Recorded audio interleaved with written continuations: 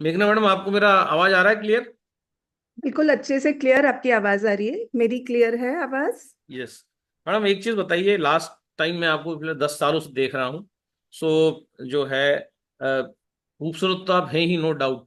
लेकिन ये बढ़ती जा रही है, इसका क्या राज है? ये थोड़ा सा बताइएगा।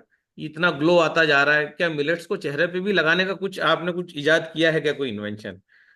जो है इतना चेंजेस कैसे आ रहा है? क्योंकि आप मिलेट्स खाती हैं इतना तो पता है, लेकिन जो है इसके अलावा क्या हो रहा है जो इतना ग्लो आ रहा है और दिन पर दिन जो है तरोताजा आपकी जो त्वचा दिख रही है। इस पे भी थोड़ा सा हम बात करेंगे आपसे। और वेलकम है आपका मैडम। आप मैं खुद आपके घर आ चुका हूँ, आपसे बात कर चुका हूँ, और आपके हाथ का लजीज खाना खा चुका हूँ। और यहाँ पर 300-400 लोग जो है उनको भी ये मौका मिलेगा ऐसा मैं सोचता हूँ, जब हम 2-3 कैंप्स लगाएंगे एमपी में, छत्तीसगढ़, उड़ीसा, महाराष्ट्र, 4-5 जगह आपके साथ, जैसा भी आपका समय रहेगा। मुझे नहीं लगता खैर आप इतना समय दे पाएंगी, लेकिन हमारी कोशिश रहेगी कि आपको हम ले जाएं। और ये 2-4 बड़े बड़ी जगह हैं, रायपुर है हमारा जो कैपिटल है छत्तीसगढ़ का, उड़ीसा है, भुवनेश्वर है, और आपका महाराष्ट्र में नासिक है। इस तरफ आपके कैंप्स लगे। उत्तर प्रदेश में भी हम चाहते हैं कि किसानों के बीच में आपके प्रोग्राम हो, सम्मेलन हो, क्योंकि मैं जहां जहां जा रहा हूँ, जिस प्रदेश में जा रहा हूँ, मुझे ऐसा कोई प्रदेश नहीं मिल रहा जहां मुझे बीमारी नहीं दिख रही, गैंग्रीन नहीं दिख रहा, कैंसर नहीं दिख रहा, लीवर सिरोसिस नहीं दिख रहा है, फैटी लीवर नहीं दिख रहा है। सो इन्हीं सारी चीजों को लेके आज थोड़ा सा बात करना है कि ऐसा ये क्या है, ये गेहूं में, चावल में। हालांकि चावल तो इतना पुराना अनाज है भारत का। और मिलेट्स के बारे में कंप्लीट जानकारी कि ये क्या है, मोटा अनाज है कि ये छोटा अनाज है, क्या है थोड़ा सा, और ये कैसे इंसान की रंगत को इतना बदल देता है, और ये बदल देता है तो ये मिलता क्यों नहीं है? थैंक जी। You madam, please. जी। Thank you Vaibhav ji. नमस्ते आप सभी को। बहुत अच्छा लग रहा है आज सुबह 7, 7:15 बजे भी इतने सारे लोग हैं।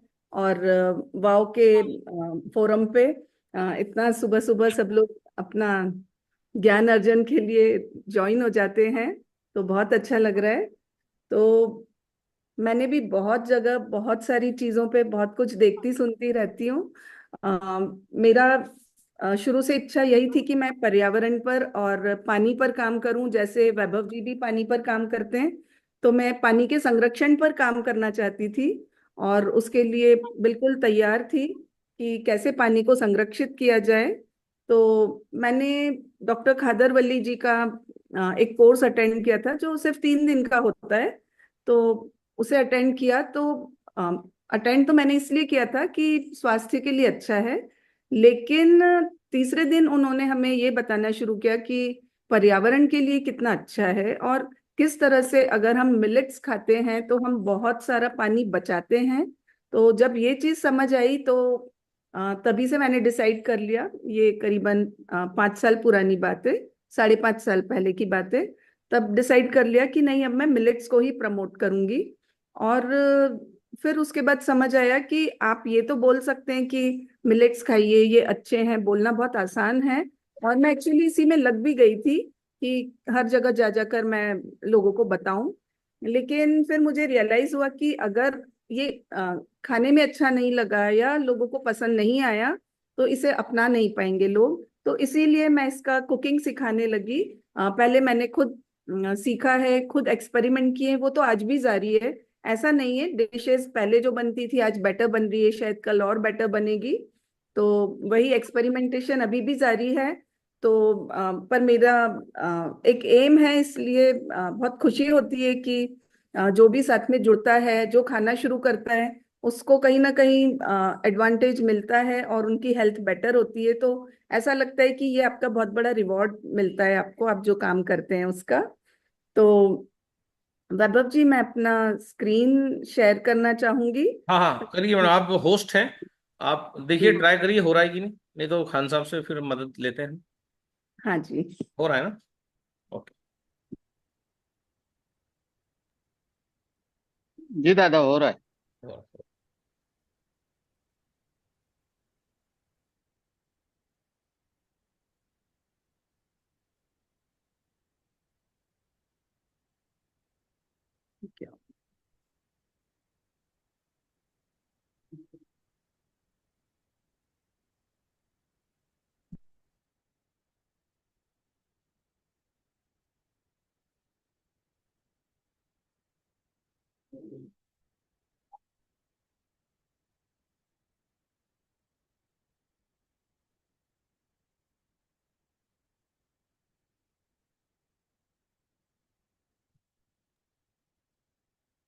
आवाज नहीं आ रही मैम आपकी। स्क्रीन दिख रहा लेकिन। मैडम म्यूट हो गई हैं। मैडम को अनम्यूट किया जाए। मैडम आप खुद को अनम्यूट कर सकती हैं। ओके। हाँ ठीक। अब आ रही, क्लियर आ रही है आवाज।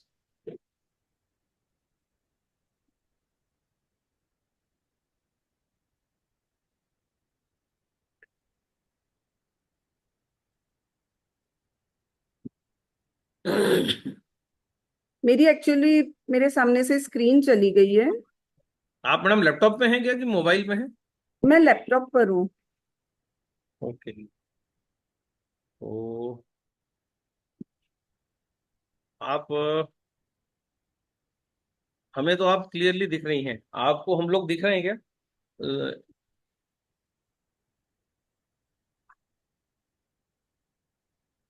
आप म्यूट। खान साहब, मैडम को होस्ट हैं कि नहीं है? होस्ट मैं हैं। को जी जी दादा है हाँ ना। ठीक है। मैडम आप को होस्ट हैं, आप स्क्रीन शेयर कर सकती हैं। जी। जो है।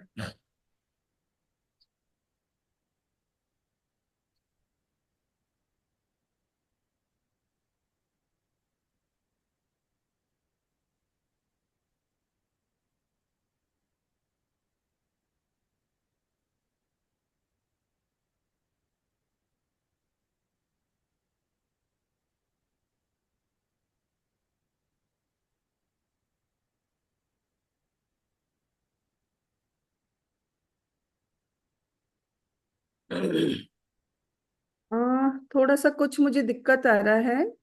इफ यू कुड, वैभव जी, अगर आप मेरी स्क्रीन क्लोज करें, मैं 2 मिनट लूंगी। हाँ तब तक आप अगर संभालें तो। हाँ, बिल्कुल बिल्कुल, आप कंटिन्यू करें और आप चैट कर दीजिए जैसे आप कंफर्टेबल हो जाएं, जब तक हम जो है इधर से आगे से बात करते हैं। जी। तो साथियों, हम जो बात कर रहे थे डाइट पे, तो हमने आमिर खान जी सर को सुना, और हम अक्षय कुमार को भी सुनते हैं, हम आज सेलिब्रिटीज को सुनते हैं एक्चुअली ये लोग डाइट के बारे में क्या सोचते हैं। ठीक है, अभी हम विराट कोहली को भी सुनेंगे। द रणवीर शो क्लिप्स में स्वागत है आपका। बस देखते रहो और सीखते रहो। I feel कि sir is the personification of testosterone. Yeah, exactly. The मतलब alpha. आपकी आवाज से ही टेस्टोस्टेरोन निकल के आता है। It's like आपके दो नहीं, आपके चार हैं, ऐसा कभी कभी लगता है। Okay. तो बिल्कुल अच्छी बात है। कभी मैं तो आपकी मैं तो वाइफ 6 के चक्कर में हूँ। आपके 90s का चेस्ट हेयर याद है, आपकी आवाज, और एक और कोर मेमोरी है मेरी, गरम मसाला में जो आपकी शर्टलेस सीन थी, आपकी बॉडी वहां बहुत हेल्दी लग रही थी, और तब आप कहते थे कि आप वेट ट्रेनिंग नहीं करते थे। तो हमेशा बचपन में मैं ये सोचता था कि यार ऐसी बॉडी वेट ट्रेनिंग के बिना कैसे बनी। फिर ये चार की थियरी जमी है मेरे दिमाग में। आई फील कि you are not a normal guy, something, you're an extra guy inside that one guy। बताइए आप इतने मजबूत कैसे हो? मजबूत कैसे हैं? एक्चुअली जो बचपन में सीखा ना उसको पकड़ के रखा है। एक्चुअली आई एम श्योर कि यार तेरे माँ बाप ने भी सबके माँ बाप, बेटे चलो फट सुबह स्कूल जाना है, जल्दी सो जाओ, चलो, ये तो सुना होगा तूने जी। फिर तूने ये भी सुना होगा, चलो सुबह उठ गई, हो गई बस, उठो चलो फटाफट या तो दौड़ने जाओ, एक्सरसाइज करो, और फटाफट या तो होमवर्क कर लो, नाश्ता खाओ, स्कूल जाना है। फिर हम बड़े हुए, हमने अपने आप को फ्री समझा, फिर हम रात को पार्टियां करने लगे, हम घूमने लगे, फिर हमारा लाइफस्टाइल है चेंज होने लगा। बड़ी आश्चर्य वाली बात होती है जब कोई प्रश्न पूछता है कि यार आप जल्दी सो जाते हो, तो बेवकूफ़, अगर जल्दी नहीं सोऊंगा तो कब सोऊंगा? आदमी रात को ही सोएगा, जल्दी सोएगा। यार आप जल्दी उठ जाते हो, अगर जल्दी नहीं उठूंगा तो क्या करूं? आदमी, रात होती है आदमी सोने के लिए होती है, दिन होता है सुबह उठने के लिए होता है। तो ये समझ में नहीं आता है। Don't you think so I should be asking someone this question, यार तू लेट सो रहा है क्यों, क्या बात है? बल्कि ये पूछा जाता है कि आप जल्दी सो रहे हो, ये क्या बात है? सो मैंने अपने बेसिक्स को पकड़ के रखा है। रूटीन, मैं अपने बेसिक्स को जो बचपन में मुझे सिखाया गया था कि रात बनी है सोने के लिए, दिन बना उठ के काम करने के लिए, फिर बस ये रूटीन को पकड़ के रखा है। मैं ये नहीं कह रहा पार्टी करना गलत है, पार्टी जाओ, से कोई सैटरडे चले गए ठीक है जाओ, जबकि मुझे नहीं शौक। हाँ जी। मुझे मजा नहीं आता।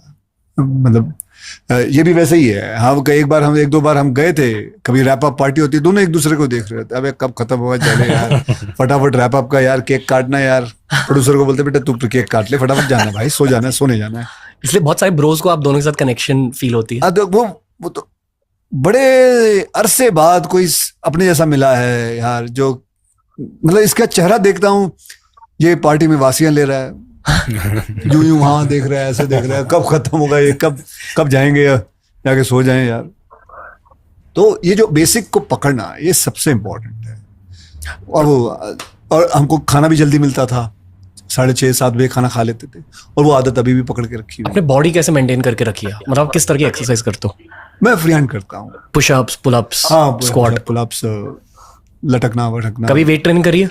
बहुत रेयरली की है। मैं कभी इनको कभी जबरदस्ती कराता था वहाँ पे अपने स्केड्यूल पे, लंदन ये आउटडोर उठाता था तो, ये, लेकिन बहुत पर मे आई टेल यू कि आप अभी मेंशन कर रहे थे natural strength. I have never seen anyone with the natural strength he has. What I mean by natural strength is without even going to a gym and lifting weights. I made him lift weights, which is not normal for a beginner. In no way is he a beginner, but you know, I think if one moves his body, sir, आप क्या 80 to 83 kgs के होंगे, 85 kgs के होंगे? उम्र, नहीं, wait, वजन. हाँ 82। So to pull your body weight of 82 kgs for about 100 repetitions, you know, and when I mean 100 repetitions, I don't mean I have to go, but we break it up.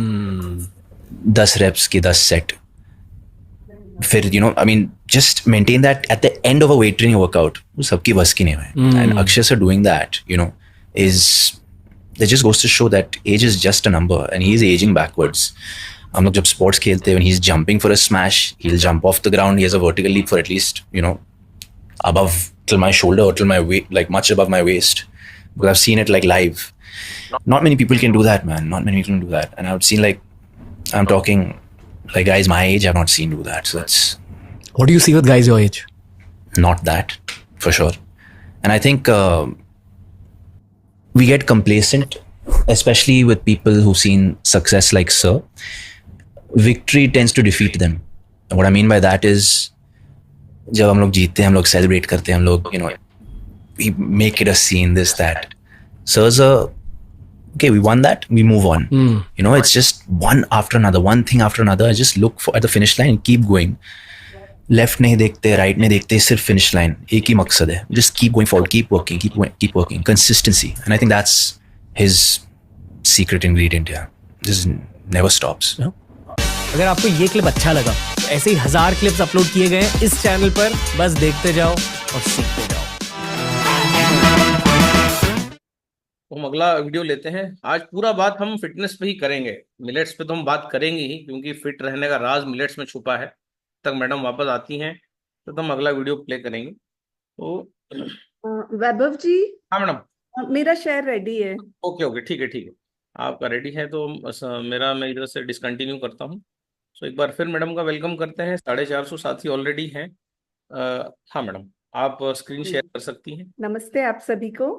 तो आज हम millets के बारे में बात करने वाले हैं। तो मिलेट्स भी कितने प्रकार के होते हैं और क्यों गेहूं चावल इतना अच्छा नहीं है हमारी स्वास्थ्य के लिए, वो हम समझेंगे।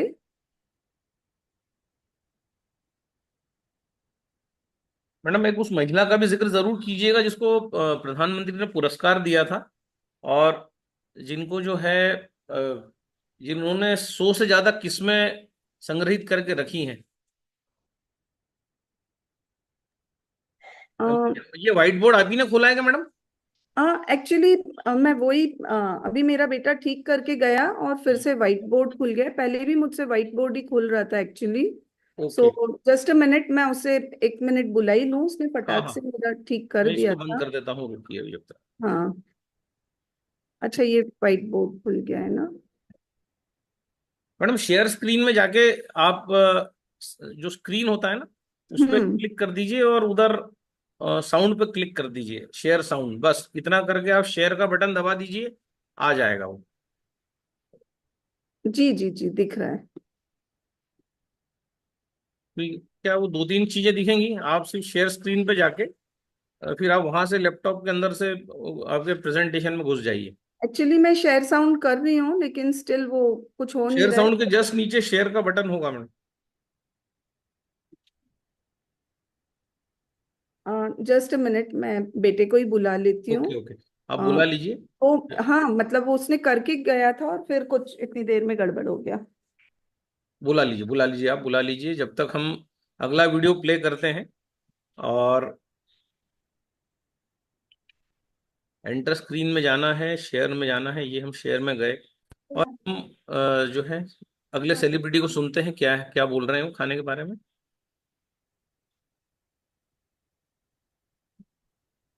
मैं डाइट नहीं करता हूँ, मैं बहुत बेसिक स्प्राउट्स खाता हूँ, ग्रिल्ड चिकन खाता हूँ, ब्रोकली खाता हूँ, और समटाइम्स लिटिल बिट ऑफ दाल। और अगर मैं किसी दोस्त के घर बैठा हूँ, उन्होंने खाना किया है, so what ever they have, whether they have paratha or they have cheese, whatever it may be, that's the reality. Screen मेरे पास है कि उनके पास है? आ रहा है मैडम, ये है ना, अच्छा। यहाँ दिख रहा है। ओ ओके, दिख रहा है ना? हाँ हाँ, millets for health and happiness. जी। मेरी आवाज भी आ रही है? यस, 100% आ रही है आपकी आवाज, और जी। स्क्रीन भी पूरा दिख रहा है। खान साहब, आपको भी दिख रहा है उधर सभी को, मोबाइल पे आपके, लैपटॉप पे? जी दादा दिख रहा है। जी सर, सबको दिख रहा है। दिख रहा है। जी जी, थैंक यू, आपने बहुत धैर्य रखा। तो हम आज मिलेट्स के बारे में बात करते हैं। तो आपके सामने एक चार्ट रख रही हूँ। सबसे पहले बहुत जरूरी है कि हम ये समझें कि जो आजकल हम सबसे ज्यादा भोजन में खा रहे हैं, गेहूं और चावल, वो क्यों नुकसान कर रहे हैं, पहले वो समझते हैं, फिर मिलेट्स कैसे फायदा करते हैं, वो क्लियर हो जाएगा हमारे लिए। तो ये देखिए, ये चार्ट है। इसमें इसमें जो अनाज है उसे हमने 3 कैटेगरीज में डिवाइड किया है।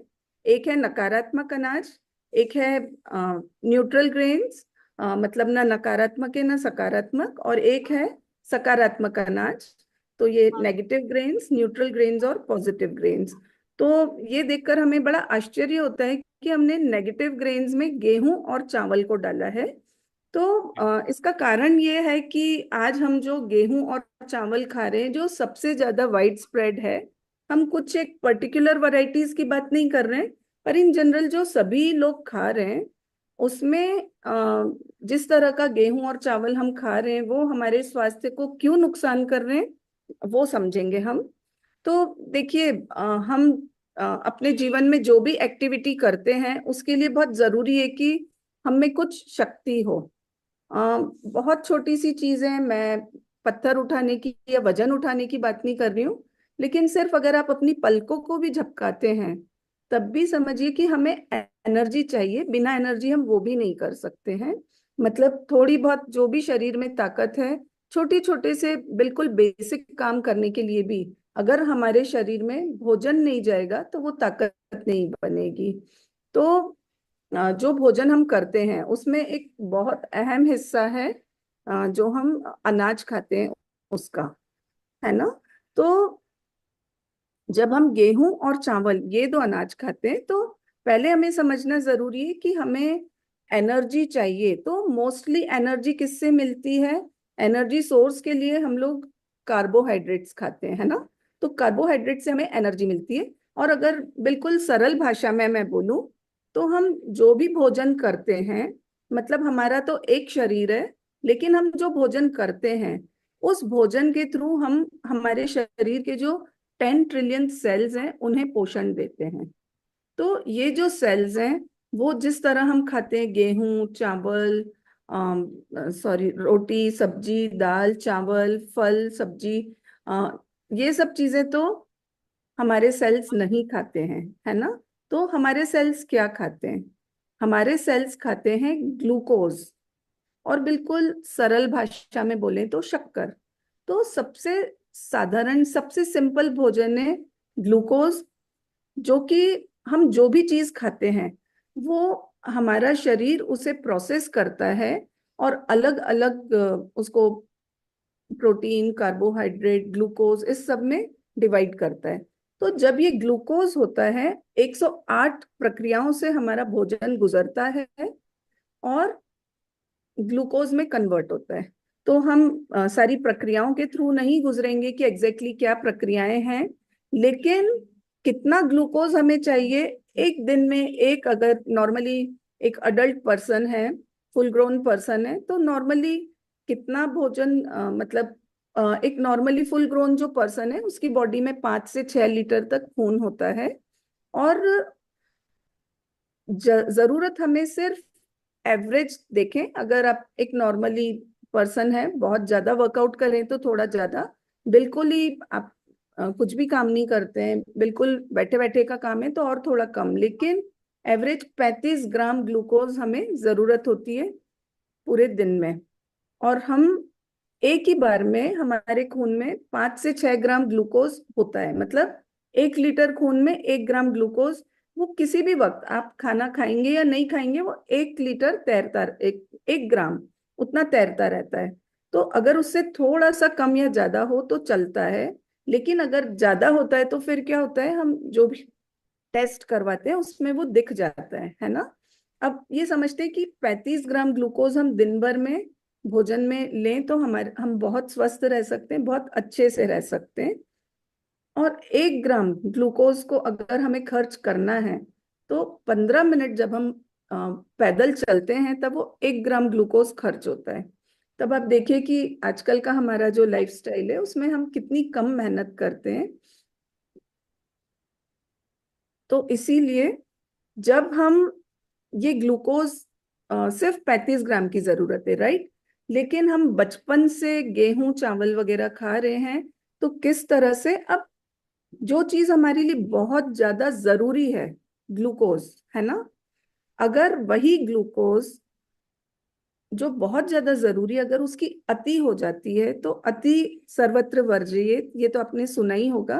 तो बहुत ज्यादा अति अगर हो जाती है ना, तो वही चीज जो हमारे लिए बहुत ज्यादा रिक्वायर्ड है, बहुत इम्पोर्टेंट है, वही जब ज्यादा हो जाती तो वो नुकसान करने लगती है और हमारे शरीर को बीमार करने लगती है। तो अब आप जो सामने का चार्ट देखेंगे उसमें हमने बहुत सारी चीजों के बारे में लिखा हुआ है, लेकिन जो आखिरी की 3 कॉलम्स है उसी को हम लोग ज्यादा ध्यान से देखेंगे। बाकी चीजों में तो बताया है कि कितना, किस अनाज में कितना पोषण, अलग अलग विटामिन मिनरल्स वगैरह हैं, लेकिन जो आखिरी के 3 कॉलम है वो आज के टॉक के लिए सबसे ज्यादा इम्पोर्टेंट है। सो अगर आप देखें तो प्रकृति में ईश्वर ने भोजन जो भी बनाया है उसमें हमें कार्बोहाइड्रेट के साथ फाइबर, रेशा जरूर दिया है। जैसे हम फल खाते हैं तो फल में रेशा है, लेकिन अगर उसका हम जूस निकाल लेते हैं तो वो रेशा कम हो जाता है, तो वो जूस फिर हमें कुछ कुछ परिस्थितियां हैं, आप कभी जूस पीते हैं तो इट्स ओके, लेकिन इन जनरल फल खाना ही ठीक रहता है। अगर हम फल ना खा के जूस पिए तो वो हमें नुकसान करेगा, जबकि हम फल खाएंगे तो ठीक रहेगा, है ना।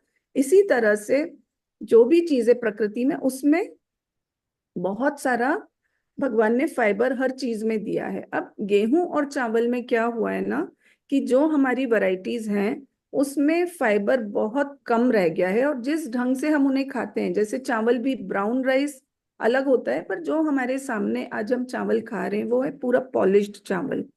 तो ये जो पॉलिश्ड चावल हम खाते हैं इसमें फाइबर कितना है, 0.2 ग्राम, और जो गेहूं हम खाते हैं वो है 1.2 ग्राम।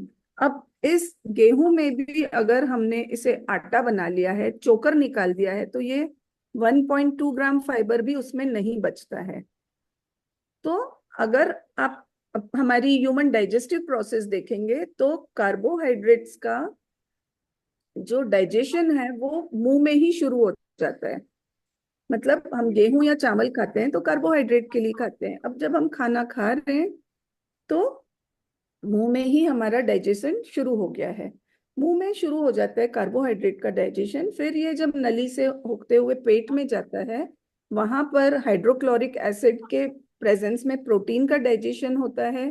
थोड़ा और नीचे जाता है तो स्मॉल इंटेस्टाइन में गॉल ब्लैडर से, पैनक्रियास से अलग अलग जूसेस मिलते हैं, और जो बाकी का बचा हुआ फैट या भोजन होता है उसका भी पाचन खत्म हो जाता है। और स्मॉल इंटेस्टाइन से ग्लूकोज रिलीज होता है हमारी बॉडी में, ये एक सिस्टम है। बाकी बचा भोजन नीचे जाता है, स्मॉल इंटेस्टाइन लार्ज इंटेस्टाइन से होता हुआ शरीर के बाहर भी निकल जाता है। तो जब इस तरह से हम भोजन करते हैं तो आप देखिए मुंह में ही डाइजेशन शुरू हो गया है कार्बोहाइड्रेट का। अब अगर उसके साथ फाइबर नहीं है, जो कि गेहूं और चावल में बहुत ही कम है, तो जस्ट 20 से 25 मिनट के अंदर बहुत सारा ग्लूकोज हमारे ब्लड स्ट्रीम में रिलीज होता है। अब मतलब हम लोगों को क्या जरूरत है कि धीरे धीरे धीरे ग्लूकोज रिलीज होता जाए तो हम अपना दिन भर आराम से काम करते रह सकते हैं, एनर्जी बनी रहती है। लेकिन क्या होता है कि बहुत फास्ट बहुत सारा ग्लूकोज एकदम से फ्लड कर देता है हमारे खून को। तो उसके कारण जैसे आपने देखा होगा ना, धीमे धीमे धीमे अच्छे से बारिश होती है, हमें अच्छा लगता है। वहीं पे अगर बहुत ज्यादा तेज बारिश हो जाएगी तो क्या होगा, बाढ़ आ जाएगी, है ना तो वो धरती में जाता है पानी और सीधे बाढ़ आता है, एकदम से सारी चीजें बहा कर ले जाता है। उसी तरह से अगर हमारे खून में भी ग्लूकोज की बाढ़ आती है तो वो हमें नुकसान पहुंचाती है। हमें क्या चाहिए कि धीरे धीरे धीरे ग्लूकोज रिलीज होता रहे। लेकिन जब ये ग्लूकोज की बाढ़ आती है तो एक इंसुलिन नाम का पदार्थ है जो कि हमारे शरीर में रिलीज होता है, और वो हर सेल तक ग्लूकोज को लेकर जाता है। बिना इंसुलिन के सेल्स ग्लूकोज को एक्सेप्ट नहीं करते हैं, तो ग्लूकोज के पास लेकर जाता है, सेल्स के पास लेकर जाता है। सेल्स बड़े खुश होते हैं। आइए आप भी कहीं जाएंगे पार्टी में, आप देखिए आप खाने बैठे हैं, आपको भूख लग रही है, आपके पास खाना आएगा, आपने खाना खाना शुरू किया है, जो यजमान है वो आपको बोल रहे हैं आइए ये खाना लीजिए, आप खाएंगे, आप खुश होंगे। वो बोलेंगे अरे थोड़ा सा एक्स्ट्रा ले लीजिए, मीठा खा लीजिए, एक लड्डू हमारी तरफ से खा लीजिए। आप झिझकेंगे पर बोलेंगे अच्छा ठीक है दे दीजिए। लेकिन अगर वो लगातार आपसे बोलेंगे अच्छा अब आप ये रोटी भी और ले लीजिए, हमारी बात मान लीजिए, आप थोड़ा सा सब्जी भी ले लीजिए, आप कितना लेंगे? एक वक्त आएगा जब आप हाथ जोड़ के बोलेंगे प्लीज सॉरी मैं नहीं खा सकता हूँ।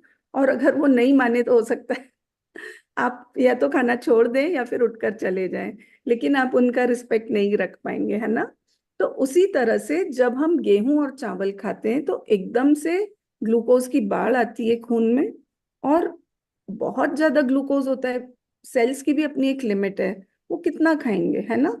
तो बाढ़ की तरह आता है, सेल्स को जितना लगता है वो लेते हैं, अगर नहीं खा सकते तो बोलते हैं बाबा बस हाथ जोड़े आपके, इंसुलिन हमें तो ग्लूकोज नहीं चाहिए, आप ले जाइए, हम नहीं ले सकते। तो इंसुलिन का काम है कि खून में जितना भी ग्लूकोज है वो उसे खून में रहने नहीं दे सकता है। क्योंकि ये चीज हमें समझना बहुत जरूरी है कि भगवान ने जो शरीर बनाया है उसमें एक हर चीज की एक कॉम्पोजिशन है। तो इतने ग्लूकोज के साथ एक्चुअली हम जी नहीं पाएंगे। अगर बहुत ज्यादा ग्लूकोज के साथ हम चलते फिरते रहे तो हम एक्चुअली जी ही नहीं पाएंगे। तो ये एक मैकेनिज्म बना रखे हैं कि अगर ज्यादा हो गया है तो उसे इंसुलिन को उसे हटाना है। तो इंसुलिन उसे लेकर जाता है लिवर के पास, मसल्स के पास, क्योंकि वहां पर थोड़ी स्टोरेज कैपेसिटी होती है। तो थोड़ा थोड़ा तो लिवर में, मसल्स में स्टोर हो जाता है, लेकिन उसका भी अपना एक लिमिट होता है ना। हम तो बहुत ज्यादा ग्लूकोज होता है हमारे ब्लड में, तो थोड़ी देर में इंसुलिन बोलता है अच्छा ठीक है अब इनकी भी कैपेसिटी खत्म हो गई, फिर उसे ग्लाइकोजन के रूप में स्टोर करना शुरू कर देता है, फैट के रूप में स्टोर होना शुरू हो जाता है। तो इस तरह से बहुत सारा जो स्टोर हो गया वो भी ठीक है, लेकिन उसके बाद भी बहुत सारा ग्लूकोज बच जाता है, फिर इधर उधर अलग अलग फंक्शंस में उसे यूटिलाइज किया जाता है, जिसके कारण उस ग्लूकोज को संभालने के चक्कर में बहुत सारी बीमारियां क्रिएट होने लगती है। अब हम ये देखते हैं कि ये बीमारियां कैसे क्रिएट होती है। अब आप देखिए हमारा जो खून होता है वो बहुत ही पतला होता है ना, क्योंकि पूरे शरीर में बहुत बारीक बारीक पतली पतली नस नाड़ियों के थ्रू गुजरता है। लेकिन जब हमारे खून में शक्कर बढ़ने लगती है तो यही खून गाढ़ा होना शुरू हो जाता है। आप देखिए एक पानी में ग्लास रखा है, ग्लास में सॉरी पानी रखा है, तो वो रखा रहेगा, कुछ नहीं होगा, लेकिन आप उसमें शक्कर घोलना शुरू कर दीजिए, आप देखिए वो पानी गाढ़ा होना शुरू हो जाएगा। उसी तरह से हमारा खून भी गाढ़ा होना शुरू हो जाता है। जब गाढ़ा होना शुरू होता है तो ऑब्वियसली चिपचिपापन पैदा होने लगता है, जमने लगता है हमारी धमनियों में, ब्लड प्रेशर बनने लगता है, हार्ट ब्लॉकेजेस होने लगते हैं, और पूरी बॉडी को ज्यादा काम करना पड़ता है। अफरा तफरी मच जाती है कि किसी तरह इस ग्लूकोज को किस तरह से हम स्टोर करें, कैसे इसे फिनिश करें। उसके बाद एक और चीज होती है कि जो बॉडी में चल रहा है वो तो चल ही रहा है, लेकिन और जब ज्यादा ग्लूकोज होता है तो देखिए इन्फ्लेमेशंस भी ज्यादा बढ़ जाते हैं। और आप देखिए आजकल बहुत जो रैम्पेंट हो रहा है कैंसर, कैंसर के जो सेल्स होते हैं वो हमारे नॉर्मल जो बॉडी के सेल्स होते हैं उससे 15 गुना ज्यादा भोजन की आवश्यकता उन्हें होती है। तो जब हमारे खून में इतना ज्यादा ग्लूकोज होगा तो उन्हें बड़ी मौज हो जाती है, क्योंकि उन्हें तो बहुत खाना मिल रहा है ना, तो वो उन्हें बढ़ने के बहुत चांसेस मिलते हैं। अगर ये एक्स्ट्रा ग्लूकोज नहीं होगा तो कैंसर सेल्स को भोजन ही नहीं मिलेगा। तो इस तरह से बहुत सारी बीमारियां हैं जो कि बढ़ने लगती है अगर हम गेहूं और चावल पर अपना भोजन निर्भर करते हैं। तो और आप देखिए जब हम गेहूं और चावल खाते हैं तो उसमें क्योंकि इतनी तेजी से ग्लूकोज की बाढ़ आती है, इंसुलिन ले जाके उसको इधर उधर डाल देता है। फिर आपको भूख लगेगी क्योंकि आपके खून में से खत्म हो जाएगा ग्लूकोज, आप फिर खाना खाएंगे, फिर बाढ़ आएगी, फिर वही प्रोसेस हमारी बॉडी में चलता रहता है। तो इसीलिए गेहूं और चावल आप जितना ज्यादा खाते हैं उतनी ज्यादा हमें भूख लगती है। आप देखिए हम कितनी बार खाना खाते हैं, सुबह उठकर चाय बिस्किट, उसके बाद फिर कुछ पोहा उपमा, उसके बाद खाना, फिर बीच बीच की जो लोगों की चाय कॉफी चलती है उसकी तो मैं बात ही नहीं कर रही हूँ, लेकिन लंच के बाद भी फिर आ, कुछ भी नाश्ता करना, भेल पूड़ी खाना, समोसा खाना, उसके बाद फिर से खाना खाना। अक्सर लोगों को लेट तक अगर जागे तो खाने के बाद भी भूख लगने लग जाती है, फिर रात को लगता है हम कुछ खाएं। तो इस तरह से हम अति भोजन का शिकार होने लगते हैं और हमारे शरीर में बीमारियां बढ़ने लगती है। तो इसीलिए और फिर गेहूं में इसमें देखा जाए तो एक तत्व और होता है जिसे हम बोलते हैं ग्लूटेन। तो ग्लूटेन जो होता है वो, जो पुराना गेहूं होता था ना उसमें, जब पुराने समय में या जो ओरिजिनल वैरायटीज होती थी गेहूं की, उसमें थोड़ा सा होता था, वो हमारी बॉडी बॉडी डाइजेस्ट कर लेती थी और इतना कुछ उसमें दिक्कत नहीं आती थी। लेकिन अब जो गेहूं आ रहा है वो वैरायटीज इस तरह डेवलप की गई हैं कि उसमें ग्लूटेन बहुत ज्यादा बढ़ा दिया गया है। तो इसीलिए अब बहुत सारे लोग ग्लूटेन इंटॉलरेंट होते जा रहे हैं, सेंसिटिव होते जा रहे हैं ग्लूटेन के प्रति। तो ग्लूटेन अब क्योंकि ये अननेचुरली हाई है आज के गेहूं में, तो ये भी नुकसान कर रहा है काफी। तो अब हम आते हैं अगर उस दूसरे ग्रेन्स पर, न्यूट्रल ग्रेन्स। तो न्यूट्रल ग्रेन्स में किस तरह के, अब गेहूं और चावल के अलावा मोस्टली जितने भी अनाज हैं, वैभव जी अगर मेरा पिक्चर आ सके तो। हाँ, बहुत क्लियर दिख रहा है मैडम, ये चार्ट इसमें सारा दिख रहा है आपका। गेहूं चावल तक पूरा दिख रहा है, ये नेगेटिव ग्रेन्स तक पूरा जी कंप्लीट दिख रहा है। जी जी। तो अ, अगले पैदान पे आते हैं तो देखिए आप, लंबा शेप होता है गेहूं और चावल का, अगर हम देखेंगे ना उसका शेप लंबा होता है, और बाकी जितने भी अनाज होते हैं वो मोस्टली ऐसे छोटे छोटे गोल गोल से होते हैं। तो गेहूं और चावल के अलावा मोटे मोटे तौर पे जितने भी अनाज होते हैं वो सारे मिलेट्स की ही कैटेगरी में आते हैं। तो मिलेट्स को ही हमने दो भागों में बांटा है, एक आपके सामने दिख ही रहा है, न्यूट्रल और पॉजिटिव। अदरवाइज हम उसे मोटा अनाज और छोटा अनाज भी बोल सकते हैं। तो एक मोटा मैडम ये अनाज, न्यूट्रल में जो है कि ज्वार बाजरा मक्का न्यूट्रल में आता है। हाँ जी, तो ये जो लिखा है ना, जैसे पर्ल मिलेट है तो हम्म। वो बाजरा है, फिंगर मिलेट है वो रागी है, प्रोसो मिलेट है वो चेना करके एक आता है जो उतना ज्यादा वाइड स्प्रेड नहीं है लेकिन बहुत अच्छा है हमारी हेल्थ के लिए। ये ज्वार है जो ग्रेट मिलेट है, और कॉर्न है, मेज है जो कि मक्का है। तो एक्चुअली मक्का मिलेट में नहीं आता है, क्योंकि मिलेट तो बारीक दाने होते हैं और मक्का का दाना बहुत बड़ा होता है। और अगर हम वैसे ना देखें तो प्रॉपर्टी वाइज वो मिलेट्स में आप उसे गिन सकते हैं। ओके। तो इस तरह से ये न्यूट्रल ग्रेन्स में ओट्स हैं, जौ है, इस तरह के और भी बहुत सारे अनाज होते हैं जो कि इस कैटेगरी में हम रख सकते हैं। तो अगर आप सामने अपना चार्ट देखेंगे तो ये जो ग्रेन्स है ना, इसमें फाइबर थोड़ा ज्यादा होता है, ग्लूटेन बिल्कुल नहीं होता है।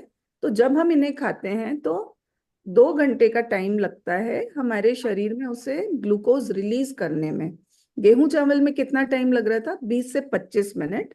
और ये जो अनाज हैं जिन्हें हम न्यूट्रल ग्रेन्स बोल रहे हैं, इन्हें लगता है 2 घंटे का करीब टाइम। तो ये अगर हम बचपन से खाते हैं इन अनाजों को जो कि न्यूट्रल ग्रेन्स की कैटेगरी में आते हैं, तो ये हमारे को बहुत अच्छा स्वास्थ्य देते हैं और बहुत हम स्ट्रांग बने रहते हैं।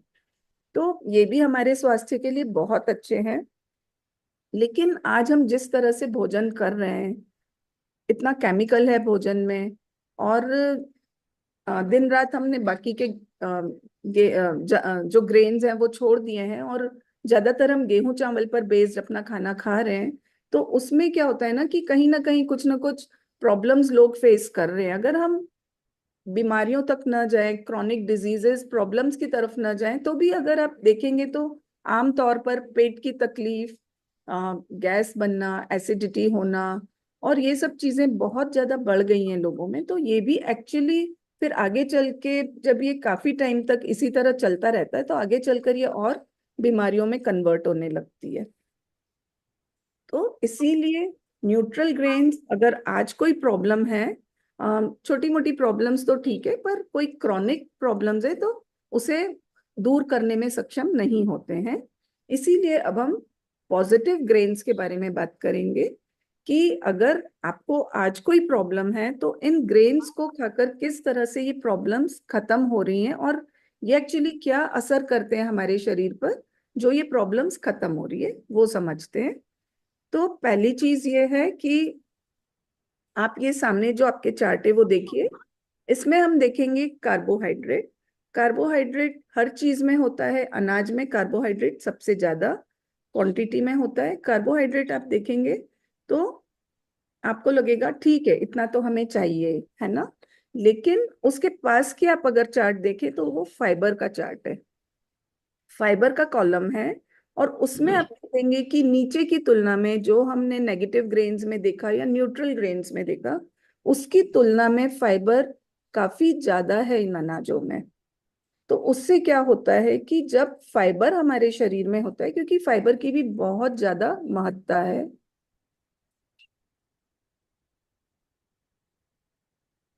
मैडम का साउंड अच्छा आ रहा है, प्लीज चैट बॉक्स में मैसेज बार बार न डालें, मुझे भी सुनाई दे रहा है जरूर। वहां पर बहुत सारे बादल हैं, बादल होने के कारण आपका नेटवर्क हो सकता है थोड़ा कमजोर हो, लेकिन मैडम का आवाज क्लियर सुनाई आ रहा है। जी, मैं बोलूं वैभव हाँ जी? मैडम, बोलिए बोलिए आप जी, कंटिन्यू। तो अभी आप ये देखिए, तो फाइबर का एक बहुत इंपॉर्टेंट रोल है हमारी बॉडी में। तो हमें कितने फाइबर की जरूरत है? कम से कम 30 से 40 ग्राम फाइबर हमें जरूरी है कि हम दिन में खाएं। अब अगर आप जनरली हम लोग फाइबर के सोर्स के रूप में किसे देखते हैं? सब्जियां हैं या फ्रूट है, हम सोचते हैं ये फाइबर के बहुत अच्छे सोर्सेज हैं। तो फाइबर अगर आप देखेंगे तो आपके सामने एक चार्ट है ये समझने के लिए कि इन जनरल जितनी भी सब्जियां और फल होते हैं उसमें डेफिनेटली बहुत फाइबर है, इसमें कोई शक नहीं है। लेकिन फाइबर तो है, लेकिन इसमें पानी और भी ज्यादा है, पानी बहुत होता है।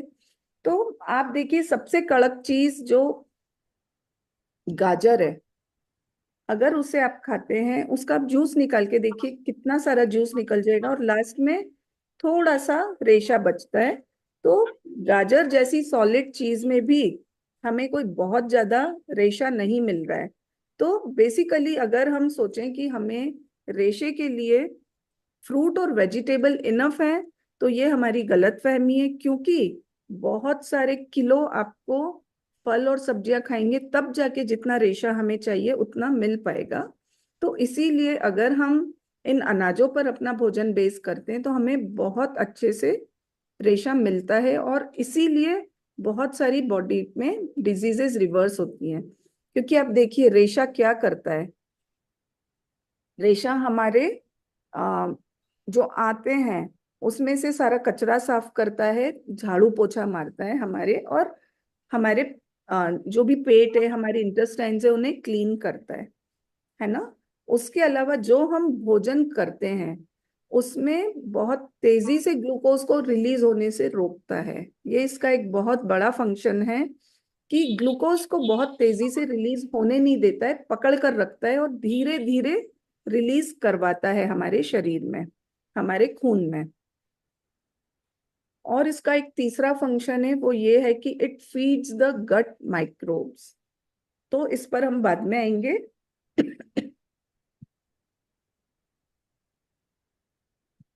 तो जो ये पॉजिटिव ग्रेन्स हैं, इसमें आप देखिए जो कार्बोहाइड्रेट टू फाइबर रेशियो है वो सबसे लास्ट कॉलम देखिए। दुनिया में जितने भी खाने की चीजें होती हैं, अगर ये कार्बोहाइड्रेट टू फाइबर रेशियो उसमें 10 या उससे नीचे है तो ये हमारे लिए हीलिंग फूड्स की कैटेगरी में आ जाते हैं। मतलब वो हमारे शरीर को हील करते हैं, अंदर से बॉडी में से डिजीज को खत्म करते हैं। तो आप देखिए इस चार्ट के थ्रू कि जो पॉजिटिव ग्रेन्स है उसमें ये रेशियो 5 से 8 के बीच में है। तो इसीलिए ये हीलिंग फूड्स की कैटेगरी में, क्योंकि ये अंदर जाके बीमारियों को निकाल के खत्म करता है। कैसे खत्म करता है?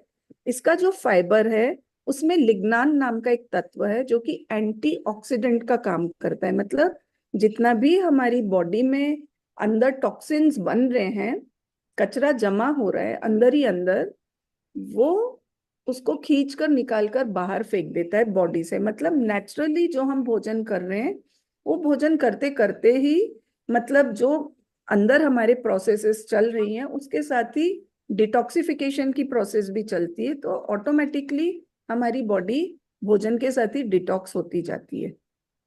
तो अलग से कुछ डिटॉक्स करने की बजाय ऑटोमेटिकली वैसे भी हम डिटॉक्स हो जाते हैं। तो एक ये रीजन है। दूसरा ये एल्कलाइन है नेचर में। जैसे वैभव जी ने जब कैंजन वाटर की बात की है तो हम ये बात कर रहे हैं कि ये एल्कलाइन पानी है, और हमारे बॉडी का जो खून है उसका जो पीएच है वो हल्का सा एल्कलाइन की तरफ है। 7 पे न्यूट्रल हो जाता है और हमारा 7.7 से थोड़ा सा ऊपर है ब्लड का पीएच वैल्यू, जो कि एल्कलाइन की तरफ है। अब गेहूं और चावल जो है वो एसिडिक ग्रेन्स है, ये एसिड बढ़ाते हैं हमारे खून में। जबकि जो मिलेट्स होते हैं वो एल्कलाइन ग्रेन्स हैं। ये पॉजिटिव ग्रेन्स बिल्कुल एल्कलाइन है नेचर में। तो इसलिए ये हमारे ब्लड के पीएच को ठीक रखते हैं और उसको एसिडिटी होने से बचाते हैं, एसिड की तरफ ले जाने से बचाते हैं, एल्कलाइन रखते हैं हमारे खून को। तो उससे क्या फायदा होता है? बेसिकली काफी सारी चीजें, क्योंकि खून ही पूरे शरीर में पूरे टाइम दौड़ता रहता है, तो हमारे खून को बहुत साफ होना, पतला होना बहुत जरूरी है। आप एक छोटी सी सिंपल सी चीज देखिए कि आज कितने लोगों में कैल्शियम की कमी हो रही है। कि हमारे और नॉर्मली हम देखेंगे तो इन जनरल जो हम भोजन करते हैं ये सारे मिनरल्स हमें बहुत कम क्वांटिटी में चाहिए होता है, ऐसे कोई बहुत नहीं चाहिए, मेजरली नहीं चाहिए होता है। तो जो हम नॉर्मली भोजन करते हैं उससे हमें कैल्शियम मिल जाता है। लेकिन क्या होता है, अगर हमारा खून एसिडिक की तरफ बढ़ने लगता है तो हमारी बॉडी उसे चाहती नहीं है कि वो एसिडिक बने, उसको एल्कलाइन ही रहना जरूरी है। बॉडी में एसिडिक सिर्फ एक चीज है, वो है हमारे पेट के अंदर जो एसिड है वो बहुत स्ट्रॉन्ग एसिड है और उसी को उतना स्ट्रॉन्ग रहना जरूरी है। बाकी पूरे खून में जो होता है वो एल्कलाइन होना जरूरी है खून को। जो हमारी बॉडी की सबसे एल्कलाइन चीज है वो क्या है? कैल्शियम। तो हमारा खून ही हमारी हड्डियों से कैल्शियम खींचना शुरू कर देता है। फिर हमें लगता है कि कैल्शियम की कमी हो रही है, तो अलग से कैल्शियम की गोलियां खाएं या ये करें, उससे बेटर है कि हम अपनी एसिडिटी को खत्म करें, ब्लड की एसिडिटी को खत्म करके अगर अल्कलाइन ब्लड की तरफ हम जाते हैं तो ऑटोमेटिकली ही हमारा कैल्शियम रेस्टोर होना शुरू हो जाएगा। तो इतना ज्यादा इम्पोर्टेंट है कि हम अपने खून के पीएच बैलेंस को बनाकर रखें। तो ये अनाज अगर हम अपने भोजन में खाते हैं तो ये बहुत मदद करते हैं बॉडी के पीएच बैलेंस को बनाए रखने में। और फिर जो हमने लास्ट देखा है कि फाइबर का एक और जो बहुत बड़ा मेजर रोल है वो है it feeds the gut microbes, मतलब हमारे गट में माइक्रोब्स को ये भोजन देता है। आप ये देखिए कि इतना बड़ा स्मॉल इंटेस्टाइन्स में हमने देखा ग्लूकोज रिलीज हो गया है, मोस्ट ऑफ द पाचन भी हो गया है, लेकिन उसके बाद भी इतना बड़ा लार्ज इंटेस्टाइन भगवान ने हमें दिया है। तो ये जो लार्ज इंटेस्टाइन है ना, इसमें बहुत सारे सूक्ष्म जीवाणु रहते हैं, बहुत सारे। वैसे सूक्ष्म जीवाणु हमारे पूरे शरीर पे, हमारे पूरे एनवायरमेंट में रहते हैं, हमारे आसपास, हवा में, पानी में। आप जिस टेबल पे बैठे हैं, जिस कुर्सी पे बैठे हैं, आपके हाथ में, हर जगह, अपनी स्किन में, मुंह में, मसल्स में, पूरी बॉडी में माइक्रोब्स होते हैं। लेकिन सबसे ज्यादा इसकी क्वांटिटी होती है हमारे लार्ज इंटेस्टाइन में। और आप ये समझिए कि इनकी क्वांटिटी कितनी है, मतलब 1.5 से 2 किलो, इतनी क्वांटिटी में ये हमारे पेट में रहते हैं। और ये हमारी शरीर के लिए बहुत ज्यादा जरूरी है कि ये जीवाणु हमारे शरीर में रहें, तो ये हमें बहुत सारी चीजों में बहुत ज्यादा मदद करते हैं। तो इनका क्या रोल है हमारे शरीर में? आप देखिए, हमारी जो पेट में माइक्रोब्स होते हैं ना, वो हमारे शरीर के जो सेल्स हैं उससे 10 गुना ज्यादा, मतलब शरीर में अगर 10 ट्रिलियन सेल्स हैं तो हमारे पेट में 100 ट्रिलियन सेल्स होते हैं ये माइक्रोब्स के। इतना ज्यादा ये सेल्स होते हैं और बहुत ज्यादा इनकी इम्पोर्टेंस है। ये जो सेल्स होते हैं इसमें 85% अच्छे माइक्रोब्स होते हैं और 15% बैड माइक्रोब्स होते हैं। लेकिन इस बैलेंस को बनाए रखना बहुत जरूरी होता है। तो अगर हमारे जितना ज्यादा शुगर आपकी बॉडी में बनेगी, आप खाएंगे, उतने ज्यादा आपके बैड माइक्रोब्स बढ़ेंगे। और जितना हमारा फाइबर रिच फूड होगा उतना हमारे गुड माइक्रोब्स बढ़ेंगे। क्यों? क्योंकि हमने देखा है कि भोजन में जितना भी है उससे विटामिन निकल रहे हैं, मिनरल निकल रहे हैं, जो भी निकल रहा है वो तो हमारी बॉडी की आवश्यकता के हिसाब से शरीर हमारे खाने में से ले लेता है। लेकिन इसमें एक पार्ट होता है जो डाइजेस्ट नहीं होता है और वो है फाइबर। जो फाइबर होता है हमारे फूड में, रेशा जो होता है ना, वो डाइजेस्ट नहीं होता है, उसका पाचन प्रणाली में वो डायरेक्ट खसक कर हमारे बिना पचे वो जाता है हमारे लार्ज इंटेस्टाइन में। और लार्ज इंटेस्टाइन में ये जो माइक्रोब्स होते हैं ये इस फाइबर को खाते हैं। इसलिए बहुत जरूरी है कि हमारे भोजन में बहुत सारा रेशा हो, तो हमारे गुड माइक्रोब्स बहुत अच्छे से बढ़ते हैं, हम उन्हें एक्चुअली भोजन देते हैं, आप ये समझ लीजिए। तो ये माइक्रोब्स क्यों इतने इम्पोर्टेंट है? हमारी इम्यूनिटी जो है, जो हमारी रोग प्रतिरोधक क्षमता है, 80% वो कहाँ से शुरू होती है? ये माइक्रोब्स हैं। वो अगर अच्छे माइक्रोब्स रहे हमारी बॉडी में, ज्यादा बैड माइक्रोब्स कम रहे, तो बहुत अच्छी आपकी इम्यूनिटी स्ट्रांग रहेगी। जो हमारे हैप्पी हार्मोन्स हैं, सेरोटोनिन, मतलब हमें लगता है दिमाग में कोई डिप्रेशन आ रहा है, किसी को कोई प्रॉब्लम आ रहा है, वो सोचता है ये दिमाग में कुछ है, लेकिन एक्चुअली इस गट को जहाँ ये माइक्रोब्स रहते हैं उसे सेकंड ब्रेन भी बोला जाता है, क्योंकि यहाँ बहुत सारे ऐसे प्रोसेसेस होते हैं जो डायरेक्ट केमिकल सिक्रीशंस करते हैं ये माइक्रोब्स, और वो डायरेक्ट हमारे ब्रेन में जाते हैं और उसे अफेक्ट करते हैं। इनका अपना एक सिस्टम होता है हमारी बॉडी में, इसीलिए इसे सेकंड ब्रेन भी बोला जाता है। और बहुत टाइम अगर किसी को कोई इवन ब्रेन में मूड्स की, डिप्रेशन की या बहुत सारी गड़बड़ियां होती हैं, वो हमारे गट माइक्रोब्स को ठीक करके भी ठीक हो जाती है। तो हैप्पी हार्मोन जो है सेरोटोनिन, 90% वो कहाँ प्रोड्यूस होता है? हमारे गट में, पेट में। डोपामाइन जो कि दूसरा हार्मोन है जो कि हमें बहुत प्लेजर देता है, प्लेजर रिलीजिंग हार्मोन जो है डोपामाइन 80% वो कहाँ रिलीज होता है, वो यहीं गट में रिलीज होता है।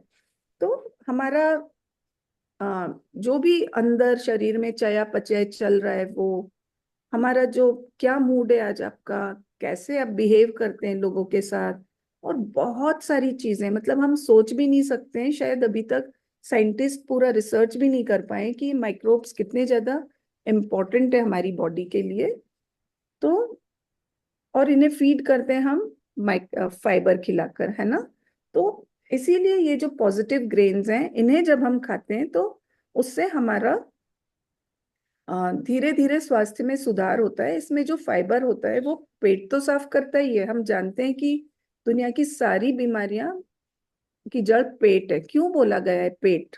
क्योंकि यही इन आंतों में ये माइक्रोब्स रहते हैं। अगर ये ठीक है तो ये हमारे शरीर को अच्छे से चलाते हैं, नहीं तो गड़बड़ियां होनी शुरू हो जाती है। तो अब हम देखते हैं कि पॉजिटिव ग्रेन्स कौन कौन से हैं। इनमें एक अनाज है, उसका नाम है बार्नयार्ड मिलेट। इसे हिंदी में बोलते हैं सावा, झंगोरा, सामक के चावल भी इसे बोला जाता है, उपवास के चावल भी बोला जाता है। सो इसे हम बोलते हैं बार्नयार्ड मिलेट। और ये थोड़ा सा दिखने में हल्का ग्रेइश वाइट इस टाइप का होता है। इसमें 10% फाइबर होता है। और ये जो बार्नयार्ड मिलेट है, ये किस चीज में हेल्प करता है? जितने भी हमारे इंटरनल ऑर्गन्स हैं, जैसे थायराइड है, पेनक्रियाज है, लिवर है, किडनी है, स्प्लिन है, इन सबको क्लीन करता है, डिटॉक्सिफाई करता है। तो इनसे रिलेटेड जितने भी प्रॉब्लम्स होते हैं उसमें ये बहुत अच्छा काम करता है। फिर इसे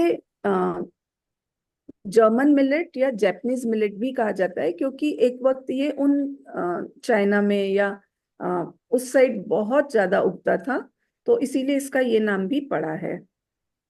अब दूसरा ग्रेन है हमारा फॉक्सटेल मिलेट। फॉक्सटेल मिलेट में 8% फाइबर होता है। ये हल्का येलोइश होता है कलर में, जो सबसे ज्यादा आपको दिखेगा, लेकिन फिर भी कभी कभी कहीं कहीं इसकी और भी वैरायटीज होती हैं जो हल्की लाल रंग की भी दिखती हैं, लेकिन नॉर्मली जो अवेलेबल है अभी वो पीले रंग का है। इसे इटालियन मिलेट भी कहा जाता है। और इसका जो फाइबर है वो हमारे जो फेफड़े हैं, जो हमारे जोड़ है, जॉइंट्स हैं, और जो हमारे नर्व्स हैं, नर्वस सिस्टम है, उसको बहुत अफेक्ट करता है। तो उनसे रिलेटेड जितनी भी प्रॉब्लम्स हैं, जैसे asthma, bronchitis, arthritis, bed wetting, Alzheimer's, Parkinson's, epilepsy, इस तरह की चीजों में फॉक्सटेल मिलेट बहुत ज्यादा अच्छे से काम करता है। फिर तीसरा अनाज है हमारा, वो है लिटिल मिलेट। लिटिल मिलेट को हिंदी में बोला जाता है कुटकी, सामा, तो इस तरह के इसके नाम है। ये भी अगर आप अलग से देखेंगे तो बहुत अलग नहीं दिखता है, ये बार्नयार्ड मिलेट की तरह ही दिखता है। इसमें 9.8% फाइबर होता है, और इसे अफ्रीकन मिलेट भी कहा जाता है। फॉर्चुनेटली अफ्रीका में आज भी ये काफी उगाया जाता है। वहाँ पे काफी सारे देश हैं वहाँ पर जो इसे उगाते हैं और थोड़ा बहुत खाते भी हैं। और ये जो लिटिल मिलेट है, ये हमारे रिप्रोडक्टिव ऑर्गन्स के लिए बहुत फैंटास्टिक काम करता है। हार्मोनल बैलेंस के लिए बहुत अच्छा काम करता है। थायराइड के लिए है, या किसी को कुछ भी रिप्रोडक्टिव सिस्टम से रिलेटेड कोई प्रॉब्लम हो, ब्रेस्ट कैंसर है, या कोई भी फाइब्रॉइड्स है, या लेडीज के प्रॉब्लम्स में ये बहुत अच्छा काम करता है। इवन जेंट्स के लिए रिप्रोडक्शन से रिलेटेड, हार्मोन से रिलेटेड कोई प्रॉब्लम हो, ये बहुत अच्छा काम करता है। फिर एक आता है हमारा कोडो मिलेट। ये हमारा चौथा ग्रेन है जिसके बारे में हम बात कर रहे हैं। कोडो मिलेट जो है, इसे हिंदी में कोदरा, कोदरी, कोदो इस तरह से बोला जाता है। मोस्टली इसी तरह का नाम होता है इसका। इसे हम नॉर्मली आदि बीज भी बोलते हैं, क्योंकि ये भारत का ओरिजिनल बीज है, ये भारत के अलावा और कहीं नहीं पाया जाता है हिमालय की तराइयों में। इनफैक्ट आप देखेंगे ऑलमोस्ट पूरे ही भारत में कोदो मिलेट पाया जाता है। ये थोड़ा सा रेडिश ब्राउन सा दिखता है इसका कलर। जो आपको डायग्राम में दिख रहा है सामने पिक्चर में वो वाइट कलर का है, पर एक्चुअली ये वाइट होता नहीं है। इसको आप ये रेडिश ब्राउन सा होता है जब आप लेकर आते हैं। हाँ, आप इसे बहुत ज्यादा धो देंगे ना, बहुत बार पानी में, तो इसका कलर निकल निकल के ये वाइट सा दिखने लगेगा, ये होता है। लेकिन नॉर्मली ये काफी डार्क ब्राउन कलर का होता है। और ये काम करता है हमारे बोन मैरो पर। बोन मैरो जहाँ से खून का प्रोडक्शन होता है, तो ये खून से रिलेटेड जितनी भी चीजें हैं उनमें बहुत अच्छे से काम करता है। एनीमिया है या फिर बुखार है, बीमार है, कुछ भी, क्योंकि blood is very very important for us, तो ये बहुत ज्यादा अच्छे से काम करता है और खून को शुद्ध रखने में और डिटॉक्सिफाई करने में हेल्प करता है। फिर आता है हमारा brown top millet. Brown top millet जो है उसे अमेरिकन मिलेट भी कहा जाता है, और इसे हम हरी कंगनी या छोटी कंगनी भी बोलते हैं। रंग में ये बिल्कुल हल्का सा लाइट ग्रीन कलर का होता है। और इसमें सारे मेजरली वो फंक्शंस हैं जो फॉक्सटेल मिलेट के होते हैं। फॉक्सटेल मिलेट को कंगनी बोलते हैं। तो फॉक्सटेल मिलेट और ब्राउन टॉप मिलेट बहुत सिमिलर हैं नेचर में, लेकिन ये दोनों टोटली डिफरेंट अनाज हैं। तो ब्राउन टॉप मिलेट को हरी कंगनी या छोटी कंगनी भी कहा जाता है। और ये जो अनाज है इसमें फॉक्सटेल के सारे गुण हैं, प्लस ये डाइजेस्टिव ट्रैक्ट के लिए बहुत अच्छा है। इसमें सारे अनाजों में सबसे ज्यादा फाइबर है, 12.5%। और इसीलिए पेट की सभी बीमारियों के लिए, सभी प्रॉब्लम्स के लिए ब्राउन टॉप बहुत अच्छा काम करता है। ये एंटी कैंसरस भी है। और जैसा कि मैंने आपको बताया, अमेरिका में इसे अमेरिकन मिलेट भी बोला जाता है। अमेरिका में कोलोराडो साइड पर ये बहुत बहुतायत में जंगल में ऐसे ही उगता है, बहुत उगता है। लेकिन अनफॉर्चुनेटली वहाँ की सरकार ने इसे ह्यूमन कंजम्पशन के लिए, मतलब इंसानों के खाने के लिए बैन कर रखा है, और इसे सिर्फ बर्ड फीड में यूज किया जाता है, जानवरों को, पक्षियों को खिलाने में यूज किया जाता है।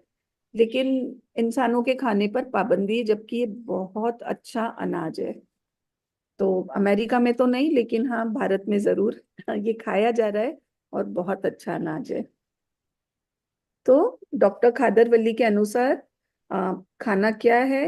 भोजन वो है जो एनर्जी तो दे, लेकिन बहुत धीरे धीरे एनर्जी दे, उस अनप्रोसेस्ड हो, ज्यादा उसमें प्रोसेस किया हुआ ना हो, अननेसेसरी बहुत ज्यादा पानी, फर्टिलाइजर, पेस्टिसाइड्स ये सब डालने की जरूरत ना पड़े, और जो दुनिया में हर जगह उगाया जा सकता है, खाया जा सकता है। थोड़ा से में बहुत सारे लोग उसे खा सकते हैं, पेट भर सकता है ये थोड़े से में बहुत सारे लोगों का।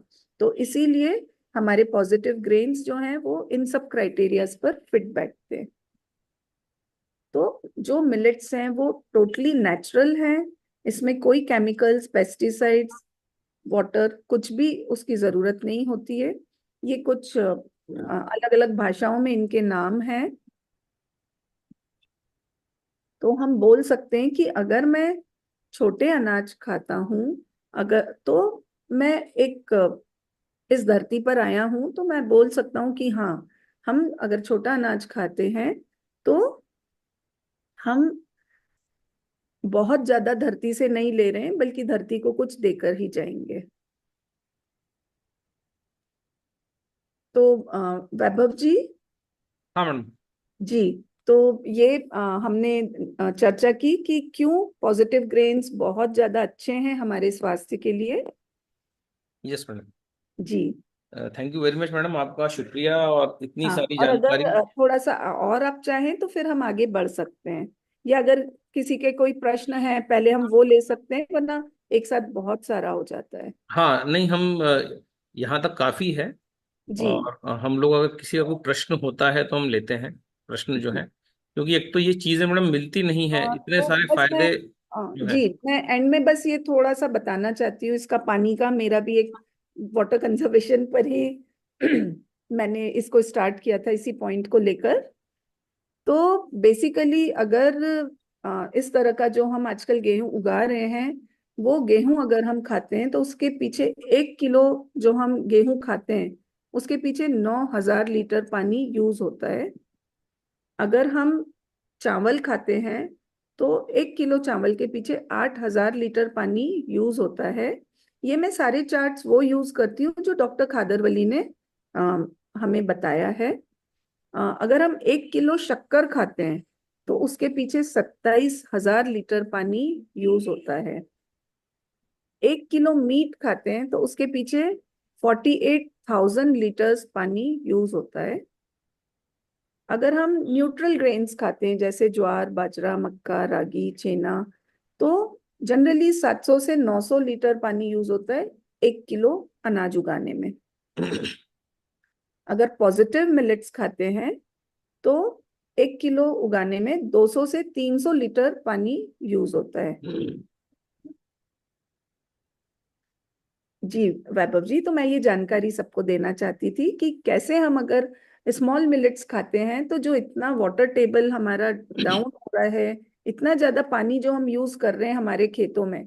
क्योंकि मैं बेसिकली इसीलिए वाटर कंजर्वेशन पर और मिलेट्स पर आई, क्योंकि मुझे ये समझ आया कि हम जो अपने नलों में, नहाने में, बर्तन धोने में पानी यूज करते हैं वो एक्चुअली कुछ भी नहीं है, बहुत कम है। हम ये सोचते हैं कि हम बहुत पानी बचा लेंगे अगर नल थोड़ा कम खोलेंगे या इस तरह से रहेंगे तो, लेकिन एक्चुअली हमारा जो मेन कंजम्पशन है पानी का वो एग्रीकल्चर के थ्रू है। मैक्सिमम हमारा जो पानी का कंजम्पशन है वो एग्रीकल्चर में है। अगर हम भोजन सही करते हैं तो हम एक्चुअली पानी को बचा सकते हैं। तो ये समझ डेवलप करना बहुत ज्यादा जरूरी है, और इसीलिए मैं मिलेट्स को प्रमोट करती हूँ कि ऑटोमेटिकली अगर हम भोजन में मिलेट्स को खाते हैं तो हम पानी बहुत बचा सकते हैं। जी बस मुझे इतना ही बोलना था वैभव जी, मैं अपना स्क्रीन शेयर स्टॉप कर देती हूँ। Okay, thank you madam, thank you. एक सवाल मैडम ये था कि मिलेट्स को भी क्या, जैसे हम गेहूं को एकदम आटे में पानी डालते हैं और तुरंत उसका रोटी बना देते हैं, तो मिलेट्स में मुझे नहीं लगता ये सुविधा है। मिलेट्स को शायद, अगर मिलेट्स की रोटी बनानी हो या मिलेट्स का दलिया बनाना हो, तो मुझे लगता है इसको 5-6 घंटे, जैसे अगर मुझे 12 बजे मिलेट्स खाना है तो मुझे हाँ। इसको 6 बजे सुबह गलाना होगा, ऐसे ही कुछ है ना। थोड़ा सा उस पर प्रकाश डालिए, क्योंकि मेन तो इसमें तकलीफ यही है कि ये अगर हमने इसको तुरंत बनाया, हम्म। जैसे हम गेहूं के साथ करते हैं, तुरंत आटे में पानी डाल के आटा बना के उसका चपाती बनाते हैं, हाँ। तो इसको क्या इसके साथ भी ऐसा व्यवहार किया जा सकता है मिलेट्स के साथ या नहीं? इसका देखिए कोई प्रोटोकॉल है? जी एक्चुअली हमारे जो न्यूट्रल ग्रेन्स हैं और जो पॉजिटिव ग्रेन्स हैं, जो हमारी बात हुई है मोटा और छोटा अनाज में, इसमें थोड़ा डिफरेंस होता है पकाने में ही। तो, इन्हें बिल्कुल एग्जैक्टली गेहूं चावल की तरह नहीं पकाया जाता है। जो मोटा अनाज है उसे तो हम नॉर्मली पीस कर या दलिया वगैरह बनाकर खाते हैं, उसका आटा बनाकर भी खाते हैं, लेकिन क्योंकि इनमें ग्लूटेन नहीं होता है जो कि उसे बाइंड करता है ना, हम्म। आटे को बाइंड करता है, वो ग्लूटेन नहीं होता है। तो हम्म। उसके कारण क्या होता है कि थोड़ा सा समस्या आती है रोटी बनाने में। तो कुछ छोटे मोटी उसमें चीजें हैं जो हम इनकॉर्पोरेट करें तो बहुत अच्छी रोटियां एक्चुअली बन सकती हैं।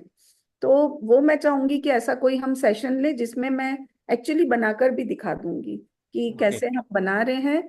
तो बहुत, जब आपका भोजन अच्छा बनेगा ना, और अनाज है, अगर सिर्फ बाकी सब चीजें छोड़ दें हम, सिर्फ अगर रोटी और चावल ये दो चीज भी अच्छे से बनने लगी तो हमारा 70-80% भोजन तो हो ही गया। उसके बाद तो बहुत सारी चीजें हैं जो हम अल्लम गल्लम नाश्ता ये वो खाते हैं, वो भी सब बहुत कुछ बनता है।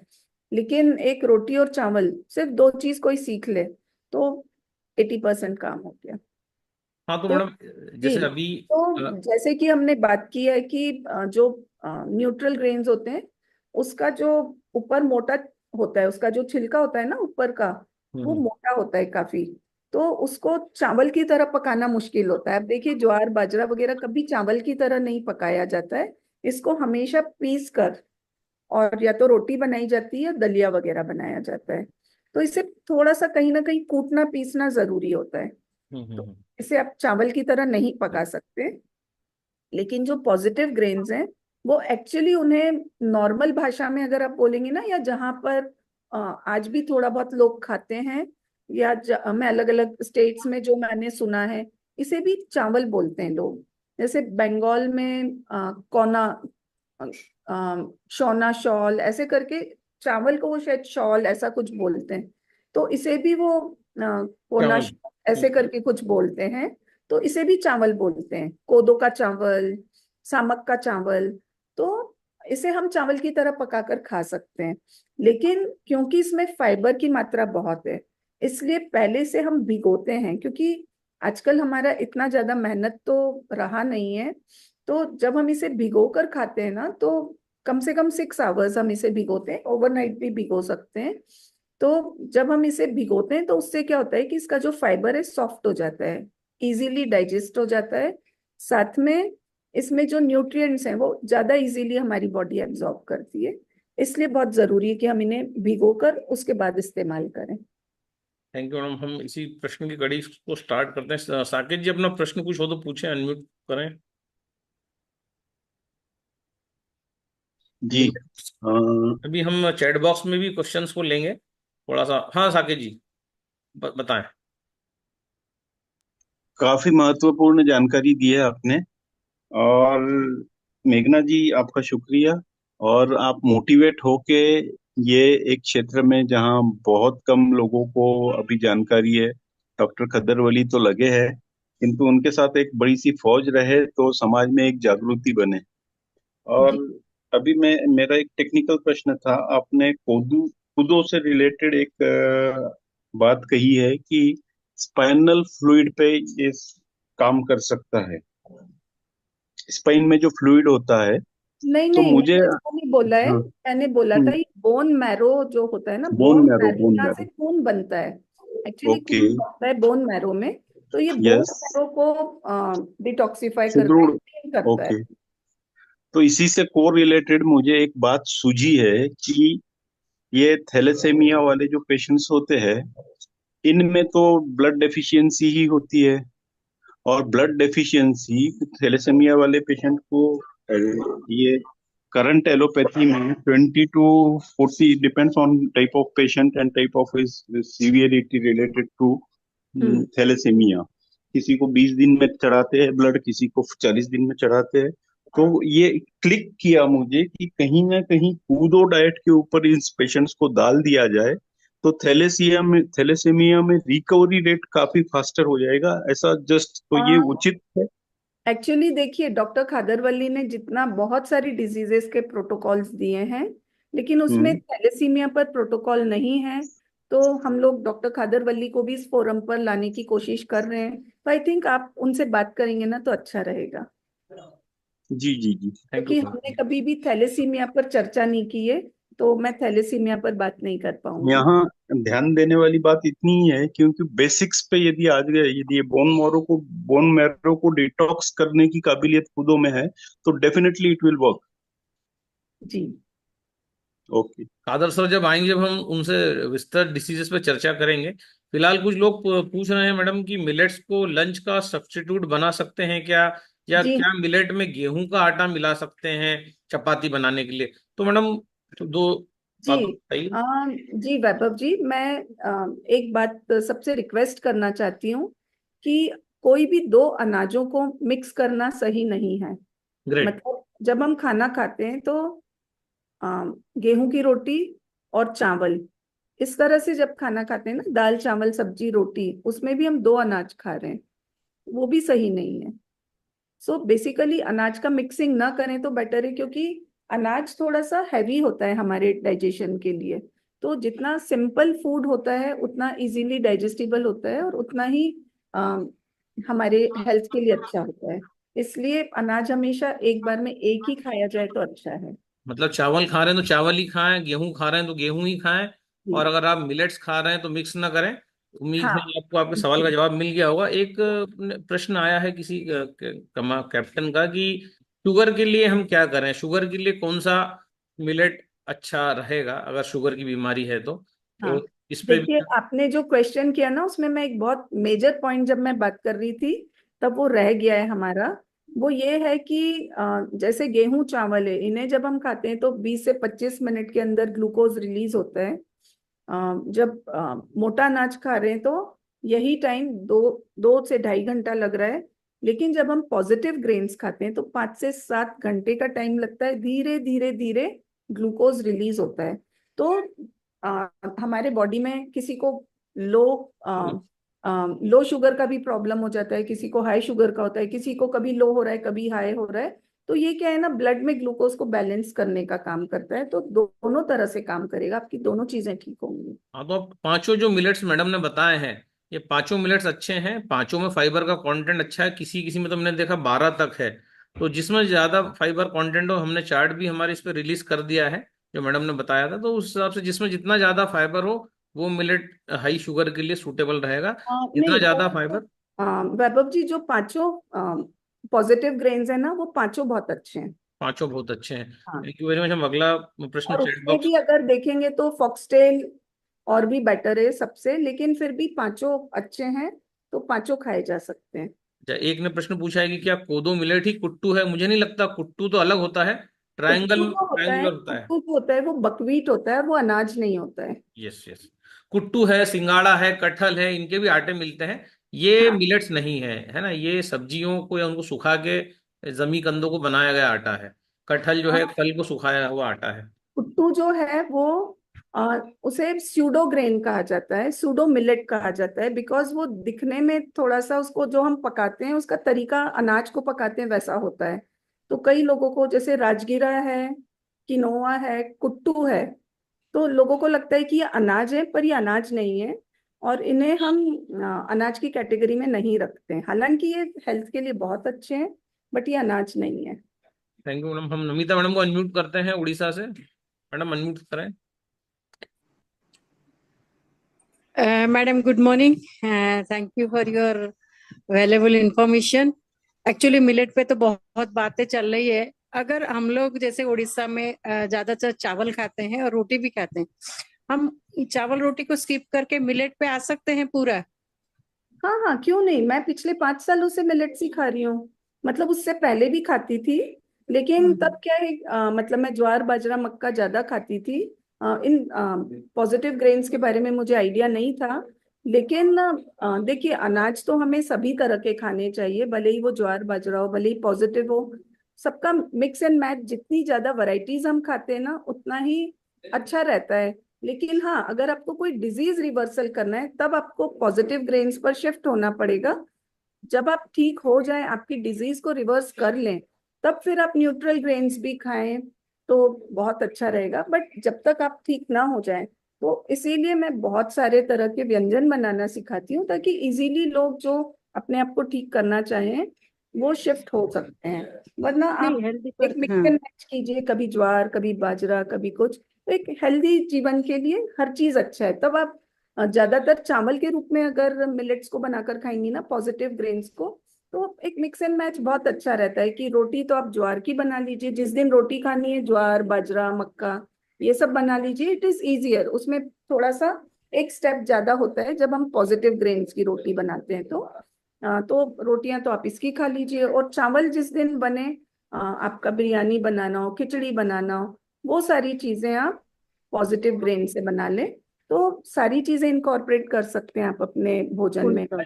मैं तो बहुत सारी, मतलब जितनी चीजें बनती हैं हम सारी चीजें बनाते हैं पॉजिटिव ग्रेन्स के साथ। और ये जो मार्केट में हम लोग को मिलता है उसी को पिकअप करके ले लें, कोई प्रॉब्लम नहीं है? क्योंकि देखिए, यहाँ पे जैसे इतना जो मिलेट मतलब नहीं होता है यहाँ पे। हम लोग को लेना है तो स्टोर से लेना पड़ेगा, क्योंकि यहाँ पे ज्यादातर उड़ीसा में चावल ही बन। रागी रागी और कोदो ज्यादा होता है। हम्म। इनफैक्ट आप उड़ीसा से हैं तो मैंने कहीं उड़ीसा के बारे में पढ़ा भी था कि वहां पर एक जनजाति है, तो वो लोग पहाड़ों में रहते हैं। और उनके जो बुजुर्ग हैं वो बता रहे थे कि मतलब पहले पुराने टाइम में तो वो लोग अनाज खाते थे, ये कोदो और रागी वगैरह उगता था, खाते थे। लेकिन आज की जो जनरेशन है, पब्लिक डिस्ट्रीब्यूशन में राशन वगैरह में गेहूं चावल बहुत सस्ता मिलता है, तो हम्म। आदिवासी उगाते हैं। वो भी सोचते हैं कि गेहूं चावल सस्ता है, वो खरीद लेते हैं खाने के लिए और जो उगता है वो बेच देते हैं। मतलब खुद खाते नहीं है, उसे बेच देते हैं और उगाना भी कम कर दिया है। तो वो बताती हैं कि हमारी जो जनरेशन है वो अब वीक हो गई है। अब वो हमारे जैसी उनमें ताकत नहीं रही है, क्योंकि वो लोग तो मिलेट्स खाते थे, लेकिन आज की जनरेशन वो एक एक रुपए किलो के गेहूं चावल के चक्कर में सबने छोड़ दिया है मिलेट्स खाना। और क्योंकि उनका टरेन ऐसा है कि पहाड़ है, ऊपर चढ़ना नीचे चढ़ना और ऐसे ताकत का काम रहता है, तो वो बताती है कि अब पहले जैसे ताकत नहीं रही है हमारी जनरेशन में। नहीं, ऑनलाइन भी मंगा मंगा सकते हैं, उसमें कोई हाँ जी, प्रॉब्लम नहीं बिल्कुल है। मंगवा सकते हैं आप ऑनलाइन। एक्चुअली देखिए क्या है ना, कि जो आप खाएंगे इसकी डिमांड होगी तो क्यों नहीं मिलेगा, सब दूर मिलेगा। पर अभी क्योंकि लोगों को आइडिया नहीं है, बहुत कम लोग खा रहे हैं और बहुत कम उगा रहे हैं। जैसे जैसे डिमांड बढ़ेगी, तो इसलिए हमें ये नहीं देखना है कि मेरे आसपास मिल रहा है या नहीं, भले ही आप ऑनलाइन मंगवाइए, पर आप खाना शुरू करेंगे तो ऑटोमेटिकली उसके आसपास सारा तंत्र बनना शुरू हो जाएगा। और ओट्स जो खाते हैं ब्रेकफास्ट में, ओट्स सही है खाना? कभी कभी ठीक है, ओट्स भी ठीक है कभी कभी। दलिया तो ठीक है, ओट्स भी ठीक है। हाँ, कभी कभी आप ओट्स भी खा सकते हैं, वो भी तो एक न्यूट्रल ग्रेन ही है ना। Okay ma'am, thank you. Madam एक क्वेश्चन आया है कि हम 4-5 मिलेट एक साथ खा सकते हैं क्या? जैसे जैसे आप, वो भी अलाउड नहीं है ना? जैसे हम कोदो ले लें, थोड़ा सा कंगनी ले लें, मिलेट्स भी फॉक्सटेल। तो अनाज ही है ना। देखिए हाँ क्या वही। होता है ना, हम ऐसे लालच करते हैं एक्चुअली। हम सोचते हैं मुझे कोदो का भी न्यूट्रिशन मिल जाए, कंगनी का भी मिल जाए, सामा का भी मिल जाए, तो हम क्या करते हैं चीजों को मिक्स करके खाते हैं। बट उसमें गड़बड़ क्या होती है कि आपको कोई आपकी बॉडी में अगर सिर्फ आपने कोदो खाया तो वो जाकर बोन मैरो पर काम करेगा। लेकिन हम्म। आप कंगनी भी खा रहे हैं, कोदो भी खा रहे हैं, सब खा रहे हैं, तो अगर आपने 100 ग्राम आटा लिया है तो 100 ग्राम में आप 20-20 ग्राम सब डाल देंगे, तो आपकी बॉडी पे वो कैसे जाके काम करेगा? हाँ, असर ही आपकी नहीं बॉडी दिखेगा। कंफ्यूज हो जाएगी ना। आपके जो एंजाइम्स है उसको डाइजेस्ट करने के लिए चाहिए, पूरी बॉडी खुद ही कंफ्यूज हो जाती है कि मैं इधर जाऊं इसको पचाऊं, तो एक क्या बहुत करूं? बड़ा मैसेज मैडम ने यहाँ दिया है कि कर देती है। अनाजों को मिक्स ना करें प्लीज, है ना? ना मिलेट्स को मिक्स करें, ना आपका ज्वार बाजरा मक्का को मिक्स करें, और ना ही जो है ये मल्टीग्रेन आटे का जो चलन आया है वो भी खाना बंद करें। इनफैक्ट आप देखिए कि हमारे एंसेस्टर्स जो थे वो कभी भी 2 ग्रेन साथ में नहीं खाते थे। बाजरा बनाए तो बाजरा ही बनाएंगे, ज्वार बनाए तो ज्वार ही बनाएंगे, वो कभी ऐसे मिक्स नहीं करते थे। Very great great madam. Vandana ji खुद को अनम्यूट करें इंदौर से, जी संजय जी को लेंगे।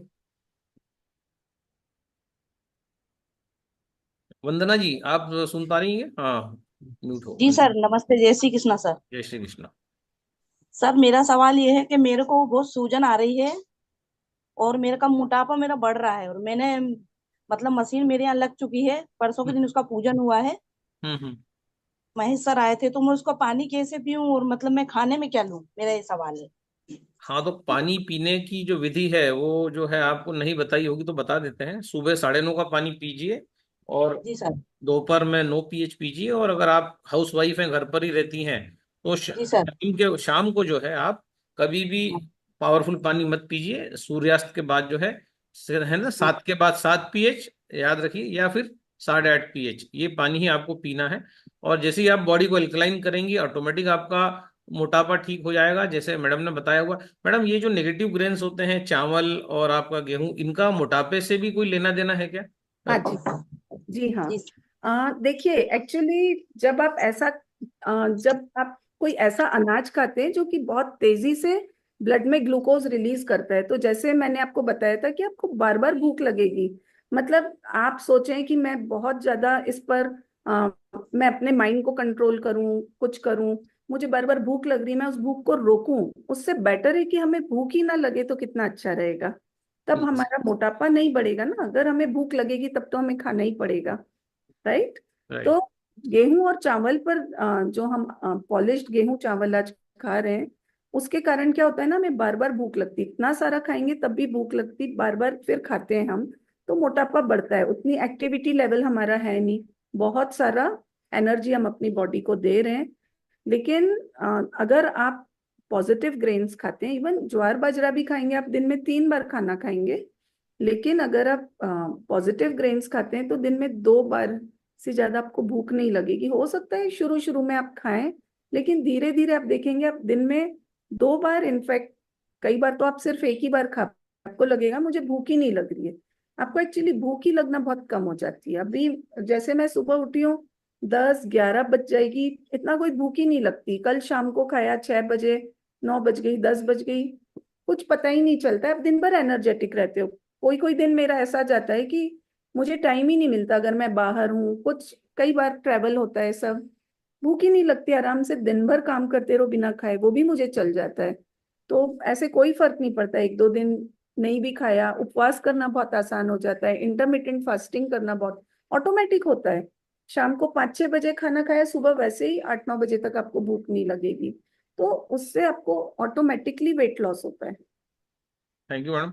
अच्छा, अब मैडम ये भी कुछ लोग पूछ रहे हैं कि चलो हम सुबह जैसे हमने कोदो खा लिया, तो हम शाम को बर्नयार्ड खा सकते हैं क्या? मतलब जैसे एक साथ मिक्स करके तो नहीं खा सकते, लेकिन अलग अलग टाइम पर 2-3 मिनट खाए जा सकते हैं। जैसे भी सुबह बर्नयार्ड ले लिया, शाम को हाँ, कोदो ले लिया। आप कर सकते हैं ऐसा, लेकिन हम्म। एक दिन में अगर आप एक ही खाएंगे ना, आपको बनाने में भी सुविधा रहेगी।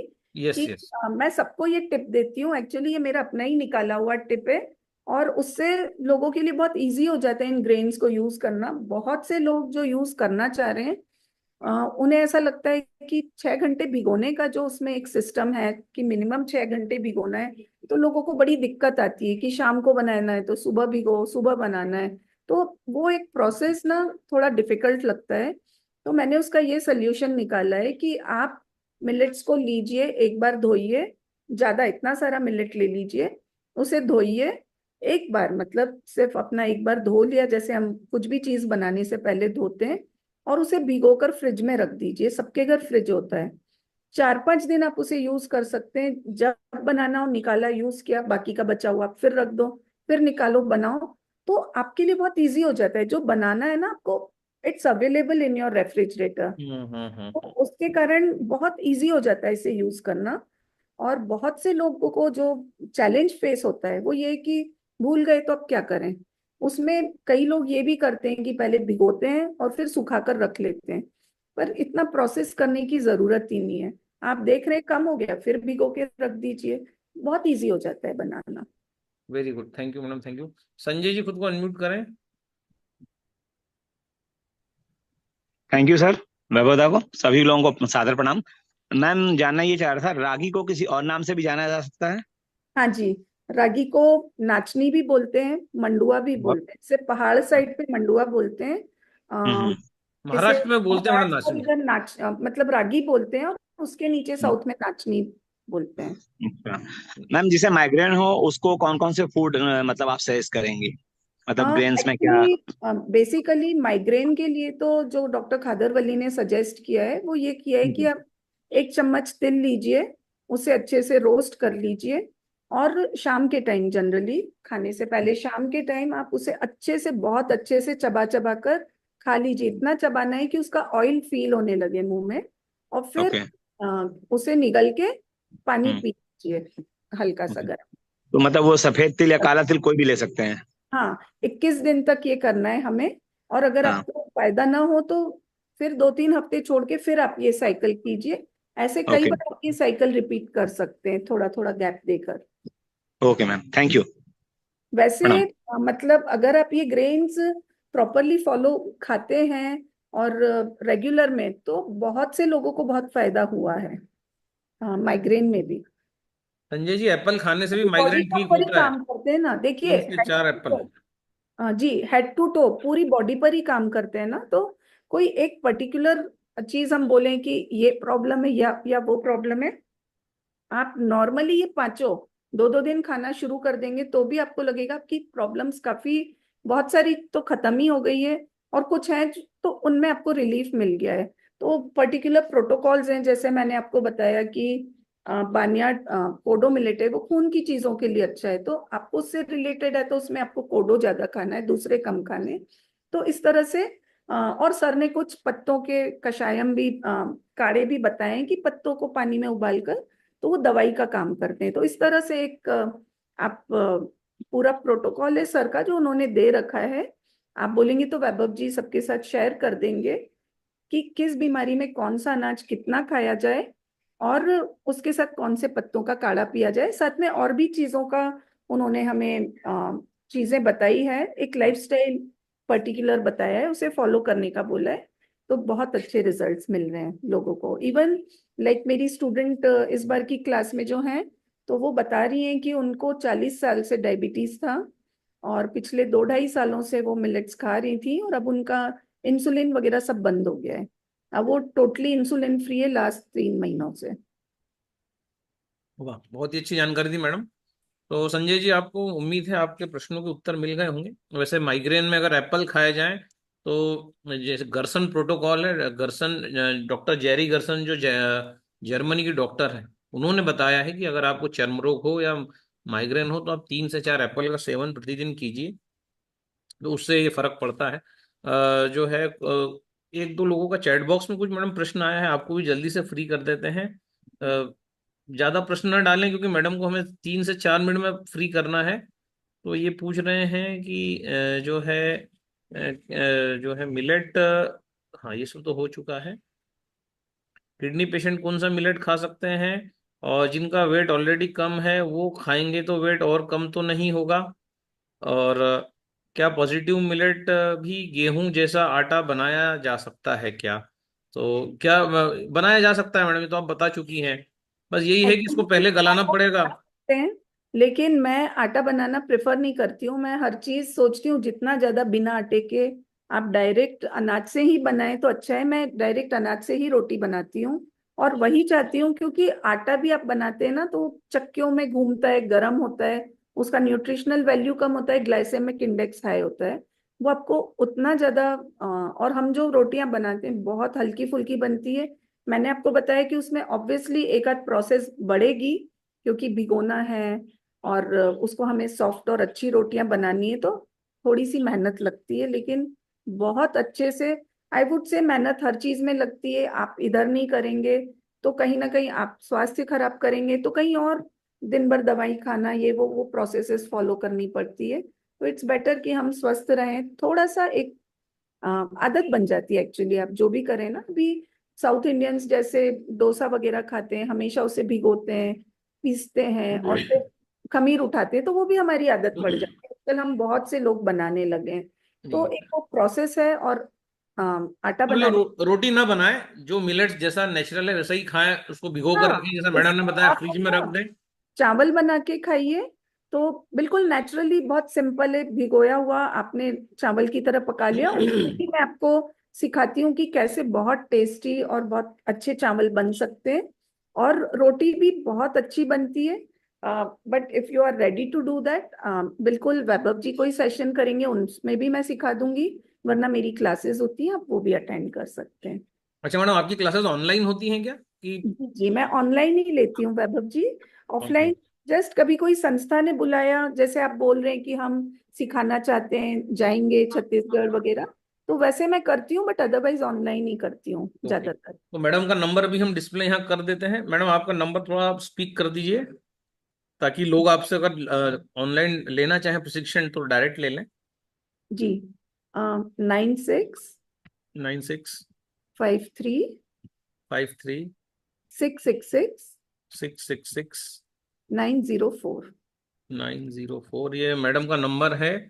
तो अगर आपको इसमें इंटरेस्ट है तो आप मैडम की ऑनलाइन क्लासेस कर सकती हैं। और मैडम, किडनी के लिए कौन सा मिलेट अच्छा है, अगर किडनी को ठीक करना है तो? किडनी के किडनी लिए के जो है। लिए एक्चुअली देखिए, किडनी जो है वो मतलब एक्सक्रीटरी ऑर्गन है। तो किडनी ऐसा ऑर्गन है कि आपका खून क्लीन करता है। कोडो, तो कोडो भी जरूरी है। बार्नयार्ड मिलेट ऑलरेडी किडनी को क्लीन करता है, तो बार्नयार्ड भी जरूरी है। फिर आपकी ब्लड का शुगर कम करना भी जरूरी है। तो बहुत सारे फैक्टर्स होते हैं, यूरिक एसिड भी कम करना जरूरी है। तो ये पांचों ही आप कॉम्बिनेशन में पांचों खाएंगे। ही लेना चाहिए, हाँ मतलब ऐसा पर्टिकुलर डिसीज पे मत जाइए। जो है हाँ पांचों मिलेट्स जो है बारी बारी से 2-2 दिन खाते रहिए, तो हाँ, ये आपके और लिए बेटर पूरी होगा। पूरी बॉडी में हर फंक्शन को ही हम ठीक करते हैं ना, तो पर्टिकुलर उस ऑर्गन के लिए आप एक आध अनाज ज्यादा खा सकते हैं। कई बार हमें 2 अनाज का कॉम्बिनेशन भी ज्यादा लेना पड़ता है। बट हम्म। पांचों नॉर्मली खाते रहे तो सब सही रहता है।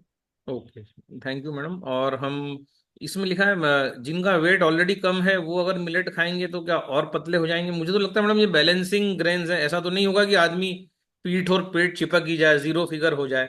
आई डोंट थिंक ऐसा कुछ होता नहीं, होगा। जीरो फिगर तो नहीं होते हैं, लेकिन हाँ ये बात है कि कई लोगों को ये प्रॉब्लम आती है कि हम ऑलरेडी दुबले हैं लेकिन हम और दुबले हो गए हैं।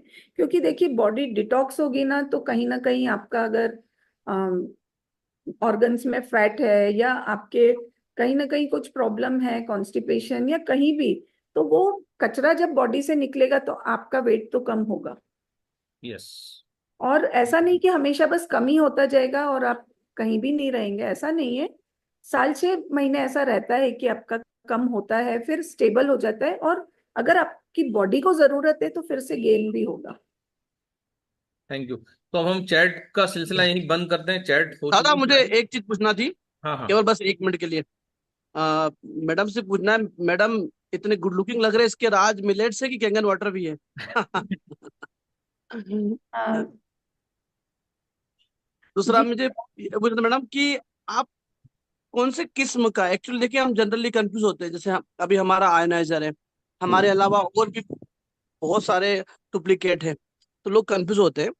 क्योंकि जब से आपके संपर्क में आए हैं, वैभव जी के संपर्क में आया हूं मैं, तो हम लोग मिलेट्स यूज करते हैं, और जहाँ वैभव जी बताते हैं जनरली वहीं से मैं लेके आता हूँ, उनको पूरा कॉपी पेस्ट करता हूँ इस मामले में। बट करना चाहता हूँ कि कौन सी किस्म, मतलब कहाँ के ज्यादा अच्छे होते हैं और उनकी क्वालिटी वाइज बहुत अच्छे होते हैं? नहीं, देखिए ऐसा नहीं है, मिट्टी हर जगह की अलग अलग होती है। जनरली आप देखेंगे कि पहाड़ों में जो चीजें होती है ना वो काफी अच्छी होती हैं, लेकिन अब हापुसा में आपका पर्टिकुलर देवगढ़ रत्नागिरी में जो टेस्ट आएगा वो कहीं भी उगा लो नहीं आएगा। तो ऐसा नहीं है, हर जगह की सॉइल की अपनी क्वालिटी होती है, तो आप जहाँ का लेंगे उस सॉइल की थोड़ी क्वालिटी तो उसमें आएगी। और सबसे बड़ी चीज ये कि हम जहाँ रहते हैं ना, जितना उसके आसपास का हम खाएं, हम जहाँ रहते हैं वहीं की मिट्टी वहीं की सारी चीजें हमारे लिए बेस्ट है। जितना पास का हम ले सके उतना अच्छा है। जैसे मैडम ने देखा है मंडला तरफ काफी मिलेट्स उगाया जाता है। इधर हाँ कोदो को छत्तीसगढ़ में बहुत लोग खाते हैं, कोदो। हाँ। तो मेरे को लगता है कोदो वहां ज्यादा उगता है छत्तीसगढ़ में। छत्तीसगढ़ में कोदो और कुटकी, लिटिल मिलेट एंड कोदो मिलेट दो ज्यादा होता है, और इवन मध्य प्रदेश में भी कोदो कुटकी बहुत होता है, थोड़ा बहुत फॉक्सटेल भी होता है। यहाँ पर मतलब ऑल ओवर इंडिया मैंने देखा है कि अब प्रोडक्शन शुरू हो गया है, बट ब्राउन टॉप मिलेट थोड़ा सा उसका प्रोडक्शन कम था शुरू से, अभी भी थोड़ा सा उतना नहीं होता है। बट नेचुरली आप देखें तो बानियाड मिलेट जैसे उत्तराखंड साइड और पहाड़ों की साइड, रागी मिलेट ये दो काफी होते हैं, राजगिरा वगैरह उस साइड काफी होता है। फिर प्लेन्स में देखें तो पर कोडो मिलेट आप देखेंगे कि पूरे भारत में ही अच्छे से पाया जाता है, इवन गुजरात या जहां भी देखेंगे तो कोडो हर जगह आपको मिलेगा। और बाकी कहीं कोई अनाज होता है कहीं नहीं होता, और ये अनाज क्योंकि इन्हें पानी बहुत कम चाहिए, पूरे भारत में ही हमारी जो मिट्टी है काफी थोड़ा सा ड्राई एनवायरमेंट है हमारे यहाँ का, थोड़ा सा उतना ज्यादा मानसून के अलावा पानी नहीं होता है, तो बहुत इजीली ये मिलेट्स सारी जगह उगाए जा सकते हैं क्योंकि इन्हें पानी बहुत कम चाहिए। तो जो फार्मर्स हैं जिनको बहुत ज्यादा इरिगेशन वगैरह का फैसिलिटीज नहीं है वो बहुत इजीली इन्हें उगा सकते हैं। और मतलब अब कम पानी देखिए में मैडम, कम पानी में उगाया जा सकता है। कम पानी लगता है, बहुत कम पानी। इनफैक्ट बहुत सारा इसका जो पानी में मॉइस्चर होता है ना उससे भी ये इजीली उग जाता है। इसीलिए जो आदिवासी हैं वो जनरली बारिश से पहले से उगाते हैं क्योंकि वो पानी वानी कुछ देते ही नहीं है, और 2-4 फसल आप ले लेंगे तो उसके बाद आपको डालने की भी जरूरत नहीं, अपने आप ही उगते हैं। बस काट लीजिए बेच दीजिए फसल, ये आदिवासी अक्सर ये करते हैं। वाह, तो ग्रेट ग्रेट। नॉर्मली से ये बारिश का जो सीजन है, जो अभी सीजन चल रहा है, नॉर्मली मिलेट्स इस सीजन में उगाए जाते हैं क्योंकि फिर उसमें पानी वानी भी इनको इतना देना नहीं पड़ता है। लेकिन बाकी सारे सीजन में इसे उगाया जा सकता है। बहुत ज्यादा गर्मी है तो थोड़ा सा पानी ज्यादा डालना पड़ता है क्योंकि इवेपोरेशन बहुत होता है ना पानी का। एक तरफ तो मैडम ने स्लाइड बताई कि कोदो कंगनी और ये उगाने में 800-900 लीटर पानी लगता है प्रति केजी।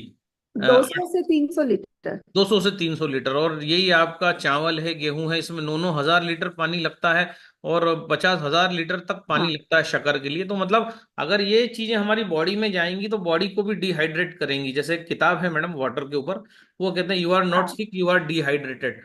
तो यही वजह हो सकती है कि ये जो अनाज हम खा रहे हैं बार बार, ये जो आपका चावल है, गेहूं है, ये अगर इतना पानी ले रहे हैं उगने के लिए, तो ये शरीर में भी जाके जो है बॉडी को डिहाइड्रेट ही करते होंगे। और इसीलिए जो है 11 को मना किया जाता है कि आप चावल मत खाइए, क्योंकि उस दिन जो ज्वार भाटा आता है, तो उस दिन जो चंद्रमा जो है वो भी पानी को सक करता है। तो इसलिए मेरे को लगता है यही शायद बात है कि एकादशी पे जनरली कहते हैं 11 पे चावल मत खाओ। सो क्योंकि चावल भी पानी खींचेगा, उधर चंद्रमा भी पानी खींचेगा, तो बॉडी में एक डिसबैलेंस होता है। सो मतलब ये भी एक बहुत बड़ा एक वैज्ञानिक कारण साइंस जो कहता है, जो भारत का अध्यात्म जो कहता है कि 11 पे चावल मत खाओ। तो चावल मुझे तो लगता है कि रोज खाएंगे तो रोज भी डिहाइड्रेट ही करता होगा, क्या 11 न क्या 12, क्योंकि नहीं, एक्चुअली वैभव जी क्या है कि कोई एक रीजन नहीं होता है कोई भी चीज करने का। जो आपने रीजन बोला वो भी सही है। उसके अलावा भी क्या होता है ना, कोई भी चीज लगातार हम खाते रहें, उसकी बजाय चेंज होता रहना चेंज चाहिए। करते एक रहें। चीज हमेशा नहीं खाई जा सकती है। आप देखिए, सब्जी है, फ्रूट है, दालें हैं, हम सब चेंज कर करके खाते हैं। लेकिन अनाज हमारा वो का वही चलता रहता है पूरे टाइम। तो यस। कहीं ना कहीं उसमें भी हम चेंज करेंगे तो जब हम उपवास करते हैं तो वो साइकिल ब्रेक होती है कि हम दूसरा भोजन खाते हैं। और हमेशा उपवास में आप देखिए बहुत ही हाई प्राणिक फूड्स होते हैं, और जिसमें सारे पॉजिटिव एल्कलाइन फूड्स होते हैं, पॉजिटिव फूड्स होते हैं, जो कि हम उपवास में खाते हैं। तो वो और हमारी एनर्जी को बढ़ाते हैं, और जो हम एवरीडे में खा रहे हैं उस साइकिल को भी तोड़ते हैं। Great great. तो बस हमारे 3 लोग और बचे हैं, और 360 लोग अभी भी बने हुए हैं। ये जो है मैडम का करिश्मा है कि इतने लोग अभी भी मतलब चाह रहे हैं कि उन्हें कुछ और नया इन्फॉर्मेशन मिलते जाए। लेकिन मैडम का भी समय कीमती है, तो अब हम रंजीता प्रधान मैडम, दिनेश पंत जी और आपके सतीश महाजन, 3 लोगों को लेके इस मीटिंग को एंड करेंगे। मैडम को एक वार्म विदाई देंगे। रंजीता प्रधान जी अनम्यूट करें, और उसके बाद दिनेश जी संक्षिप्त में अपनी बात को रखेंगे। मैम नमस्ते। नमस्ते। नमस्ते। दादा नमस्ते। नमस्ते नमस्ते। नमस्ते। मैडम अनम्यूट हो गई आप, वापस अनम्यूट हो गई हैं। रंजीता प्रधान जी खुद को अनम्यूट करें। हाँ यस, अब बात करिए। हेलो। हाँ जी बोलिए। हाँ मैम, हम लोग के साइड में हम लोग का जो आता है यहाँ पे मेला वेला लगता है, तो मैं वहां से कुछ लाती हूँ। मतलब दोनों जाके वहां से हम लोग ये सब चीज छोटा छोटा अभी अभी जानने लगे हैं तो लाते हैं। तो ये कूदो है, बट इधर हम लोग का वाइट आता है। आप बोल रहे थे अभी ब्राउन है, तो ये ओरिजिनल है कि नहीं है? देखिए, अगर वाइट है तो उसमें एक तो ये रहता है कि आप देखिए कि ब्लैक कलर का डॉट दिख रहा है कि नहीं आपको, कि एकदम वाइट है।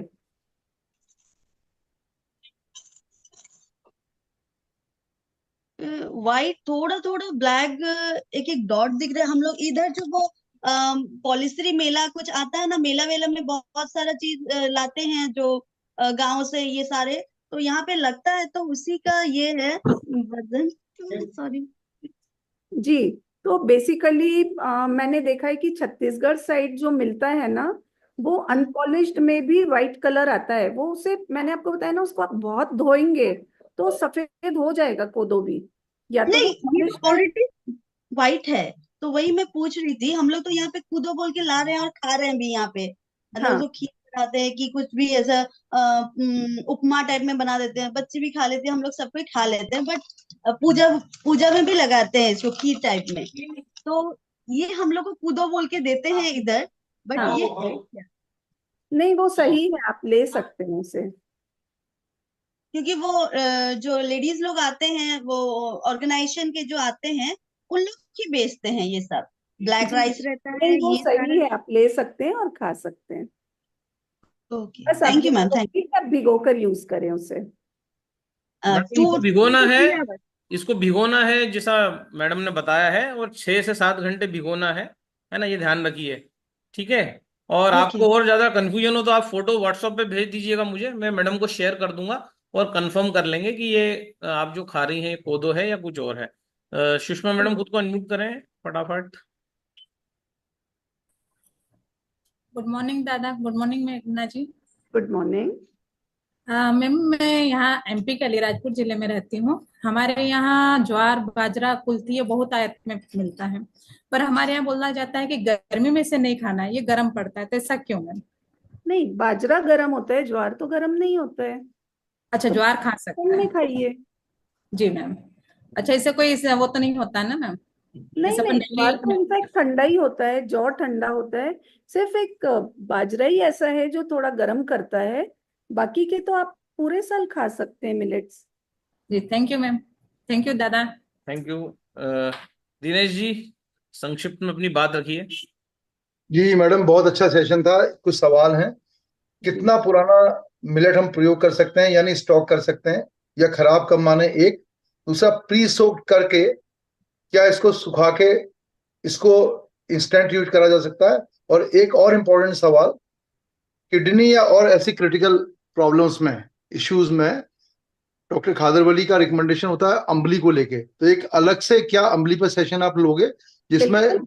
माइन्यूटली करेंगे? तो तीनों को आप बताइए, कितना पुराना स्टॉक कर सकते हैं, खराब की क्या पहचान मिलेट्स की? जी, तो अगर आप लोग चाहेंगे तो हम लोग एक सेशन रखेंगे जिस पर हम अम्बली के बारे में बात करेंगे।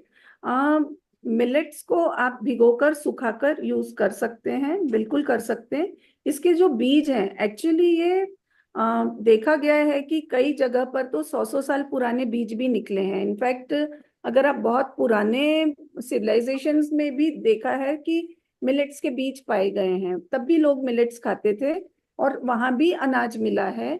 तो वो गेहूं चावल नहीं था, वो यही थे, मिलेट्स ही मिले हैं काफी एंशियंट साइट्स पर भी।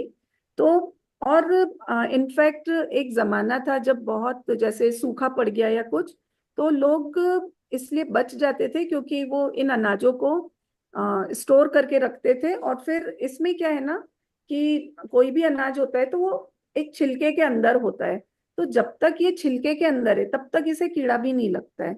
तो आप इसे स्टोर जब करते हैं लॉन्ग टर्म के लिए, तो उसे बीज के रूप में छिलके के साथ ही स्टोर करते हैं। जब उसका छिलका निकल जाता है, आप डीहस्क करते हैं, उसके बाद इसकी शेल्फ लाइफ बहुत कम हो जाती है क्योंकि बहुत न्यूट्रिशियस है, कीड़े भी इसे खाना चाहते हैं। फिर थोड़ा फंगस लग रहा है, ये वो होता है, बट इसका तरीका यही है। इसीलिए सारी जगह यही होता है कि हम अगर किसी प्रोसेसर को ऑर्डर भी करते हैं ना, तो वो हमारे ऑर्डर के हिसाब से ही प्रोसेस करके भेजता है, तो उसका शेल्फ लाइफ थोड़ा सा 3-4-5 महीने बना रहता है। अदरवाइज तो फिर ये होता है कि खराब जल्दी हो सकता है। स्टोरेज करना है तो हमेशा छिलके के साथ करें। तो मैडम, ये जो तो मार्केट इसको में जो मिलता है, ये छिलके के साथ ही मिलता होगा ना? नहीं, नहीं, मार्केट अच्छा। में जो नहीं, खाने के लिए मिलता है ना, हाँ, छिलके। खाने के लिए मिलता है, वो छिलका उतार के मिलता है। उसमें क्या रहता है, एक लेयर छिलके की होती है, वो उतार लो, उसके बाद खाने के लिए यूज करते हैं। हम्म। अगर हमने उसके ऊपर का भी एक लेयर निकाल दिया तो वो सारे मिलेट्स वाइट कलर के ही दिखते हैं और उसमें वो काला जो डॉट है वो भी खत्म हो जाता है। तो हम्म। पॉलिश्ड मिलेट है। मतलब ऑब्वियसली कुछ ना से कुछ सही है, पॉलिश्ड भी खाए तो इट्स ओके, लेकिन बेस्ट यही है अगर आप डिजीज रिवर्सल पे जाते हैं तो अनपॉलिश्ड मिलेट्स लेना ही जरूरी है, क्योंकि इसमें जो लिग्नान्स होते हैं, जो हम एंटीऑक्सीडेंट्स की बात कर रहे थे, वो इसके ऊपर की सरफेस पे होते हैं, हम्म। पर इसके पूरे ग्रेन में होता है। लेकिन लिग्नान्स जो होते हैं ऊपर की सरफेस पे होते हैं, तो अगर इसको पॉलिश कर लिया तो इसमें से वो तत्व खत्म हो जाते हैं जो एंटीऑक्सीडेंट होते हैं। ओके, तो मिलेट छिलकों के साथ ही लेना चाहिए। मिलेट अलग अलग कलर के दिखते हैं, नहीं इसका नहीं नहीं, मतलब ही है कि वो छिलके वाले हैं। छिलके के साथ नहीं। हम्म। छिलका तो निकाल कर हम खाते हैं, पर जब वो छिलके में रहते हैं ना तो स्प्राउट हो सकते हैं बीज के रूप में, और पक्षियों को दाना डालने में उस तरह से आप काम में ले सकते हैं। या फिर हम अपना जो कैटल फीड होता है उस तरह भी यूज कर सकते हैं। इसके हस्क को भी कैटल फीड के रूप में यूज किया जा सकता है। लेकिन खाने के लिए जनरली छिलका निकला हुआ ही खाया जाता है। तो मतलब छिलका निकला हुआ ही आपको हाँ कंपनीज प्रोवाइड करती है? हाँ। ओके। और आपके सवाल हो गए दिनेश जी, दोनों तीनों? दिनेश जी, दिनेश जी कहीं चले गए? सतीश जी, आप अनम्यूट हो जाएं। नमस्ते मैडम। नमस्ते। मैडम एक जगह मशीन लगाया है मैंने, उसको मशीन लगाने को 3.5 साल के आसपास हो गया है। और मैडम उनके एसिडिटी आती ही नहीं है। बहुत सारा उनको मतलब करवाया भी मैंने, दादा के नुस्खे भी करवा लिए, कोई फर्क नहीं पड़ा उनको। एसिडिटी आप के लिवर लिए क्लेंस जरूर, एक तो आप लिवर क्लेंस करिए और साथ ही साथ आप अपना अनाज बदलेंगे ना तो बहुत फर्क पड़ेगा।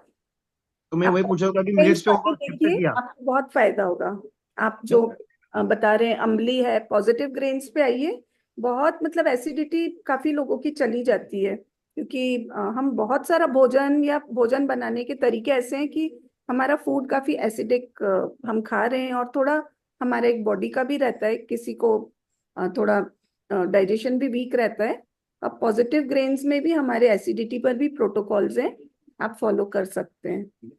तो वो क्या है, फॉरेन भी गए थे ना वो, तो वहां उनकी एसिडिटी चली गई थी, फिर जैसे ही यहाँ आए उनकी मतलब है इतनी एसिडिटी रहती है उनको कि मतलब गोली खाएंगे भी, खाना खाएंगे, ये कंडीशन है उनके। मशीन लगाए उनके 3.5 साल। नहीं, उसकी कई तरह, उसमें कई उपाय किए जा सकते हैं। एक्चुअली सारा भोजन पर बेस्ड रहता है, उनका भोजन सही नहीं है इसीलिए उनका एसिडिटी खत्म नहीं हो रहा है। उनका भोजन बदल दीजिए सतीश जी। मैडम ने जो 5 मिलेट्स बताए हैं ये इंदौर में अवेलेबल है।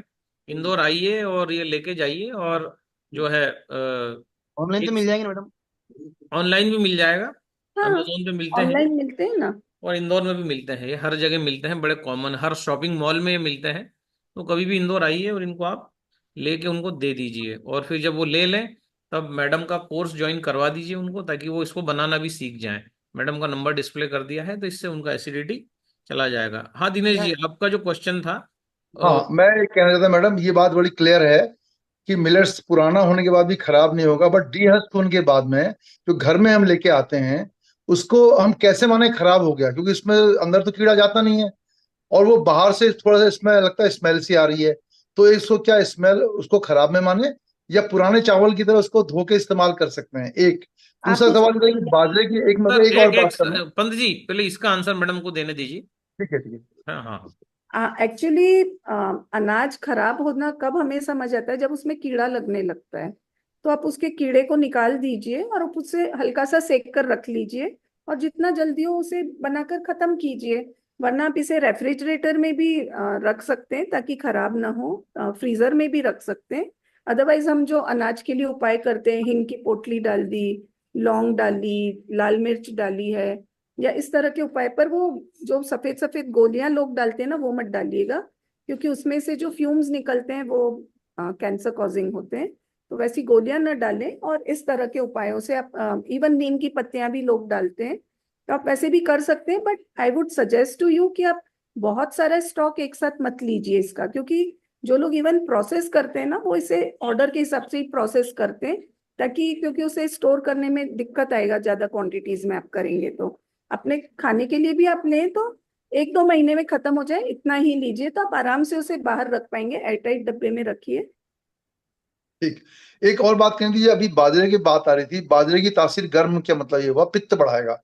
बट जो 45 से ऊपर के लोग हैं उनको अगर बाजरे का दूध प्री सोक करेंगे, दूध दिया जाए, इलायची डाल के दिया जाए, तो वो उतना बढ़ाएगा भी नहीं, और वो दूध से कैल्शियम देखिए वाला बेनिफिट क्या दे सकता है है। कि बाजरा आप ठंड में खाइए ना, क्या प्रॉब्लम है। और ठीक है, आप दूध बना रहे हैं तो इतना सा बाजरा जा रहा है आपके पेट हाँ, में, थोड़ा वैसे सा कोई जाएगा खास वही। फर्क नहीं पड़ेगा। तो आप कैल्शियम लेवल अच्छा बढ़ाता है बाजरा कंपेरेटिव टू अदर उसको, मिलेट्स। लेकिन आपको कैल्शियम के लिए लेना है तो आप रागी लीजिए ना। हाँ, इफ यू आर रागी ठीक टॉकिंग है। अबाउट कैल्शियम देन टेक रागी, क्योंकि रागी भी गर्म करेगा ना मैडम, वो पूरी भी तो ठंड ऐसे ही। खाइए बाजरा, कोई प्रॉब्लम नहीं है, हाँ, पूरे साल का आपको एनर्जी दे देगा वो। ठीक हो गया। Thank you. भैयालाल जी खुद को अनम्यूट करें, और इसी के साथ भैयालाल जी, हाँ, कम यस से सर। कम अपनी बात रखें। मैडम, दादा सभी को नमस्कार मैडम। नमस्कार एक नमस्कार। छोटा सा क्वेश्चन था कि जब मैंने देखा कि जब मिलेट्स जो है मैं दिन में खाता हूँ तो मुझे शाम को या रात में भूख नहीं लगती है, लेकिन रात में खा के तो सो जाते हैं हम लोग, लेकिन दिन में शाम को भूख नहीं लगती है। तो क्या नॉर्मल भोजन से हार्ड होता है या पचने में टाइम लगता है? नहीं, ये ग्लूकोज रिलीज स्लो करता है, मतलब धीरे धीरे धीरे आपको एनर्जी पूरे दिन देता है। मतलब आप आराम से सुबह अच्छे से भोजन करके निकलिए और शाम को आके फिर से भोजन कीजिए, बहुत सिंपल हो जाता है लाइफ। बार बार भोजन बनाना भी नहीं पड़ता है, और क्रेविंग्स भी नहीं होती, क्योंकि भूख ही नहीं लग रही है तो आप मार्केट में अननेसेसरी फालतू की चीजें भी नहीं खाते हैं। तो बहुत सारी चीजें तो इसीलिए हेल्थ ठीक होने लगती है कि आप अच्छी चीज खा रहे हो, ऊपर से भूख नहीं लग रही तो अननेसेसरी की फालतू चीजें नहीं खा रहे, क्योंकि क्या होता है ना कि आपको जब बार बार भूख लगती है तो इतनी बार तो भोजन बनाना भी मुश्किल होता है, तो कुछ घर में बिस्किट, मिक्सचर, नूडल्स और ऐसी चीजें आनी शुरू हो जाती हैं जो कि बाहर से बनी हुई हैं। तो आप मिलेट्स खाते हैं तो नॉर्मली घर के भोजन में इजीली आपका काम हो जाता है। Thank you madam. Thank you madam. और मैडम ये सेशन अब हम समाप्त कर रहे हैं, और thank you very much for coming on this platform. और हम उम्मीद करते हैं कि अगला सेशन हम अम्बली पे लेंगे, और अगर जी सर का समय मिल जाता है तो प्लीज लेट अस नो। बिल्कुल। Thank you very much. Thank you once again from the complete वाव family. Thank you. Thank you दादा। मीटिंग एंड करो दादा। यस यस यस, मीटिंग को एंड कर दीजिए।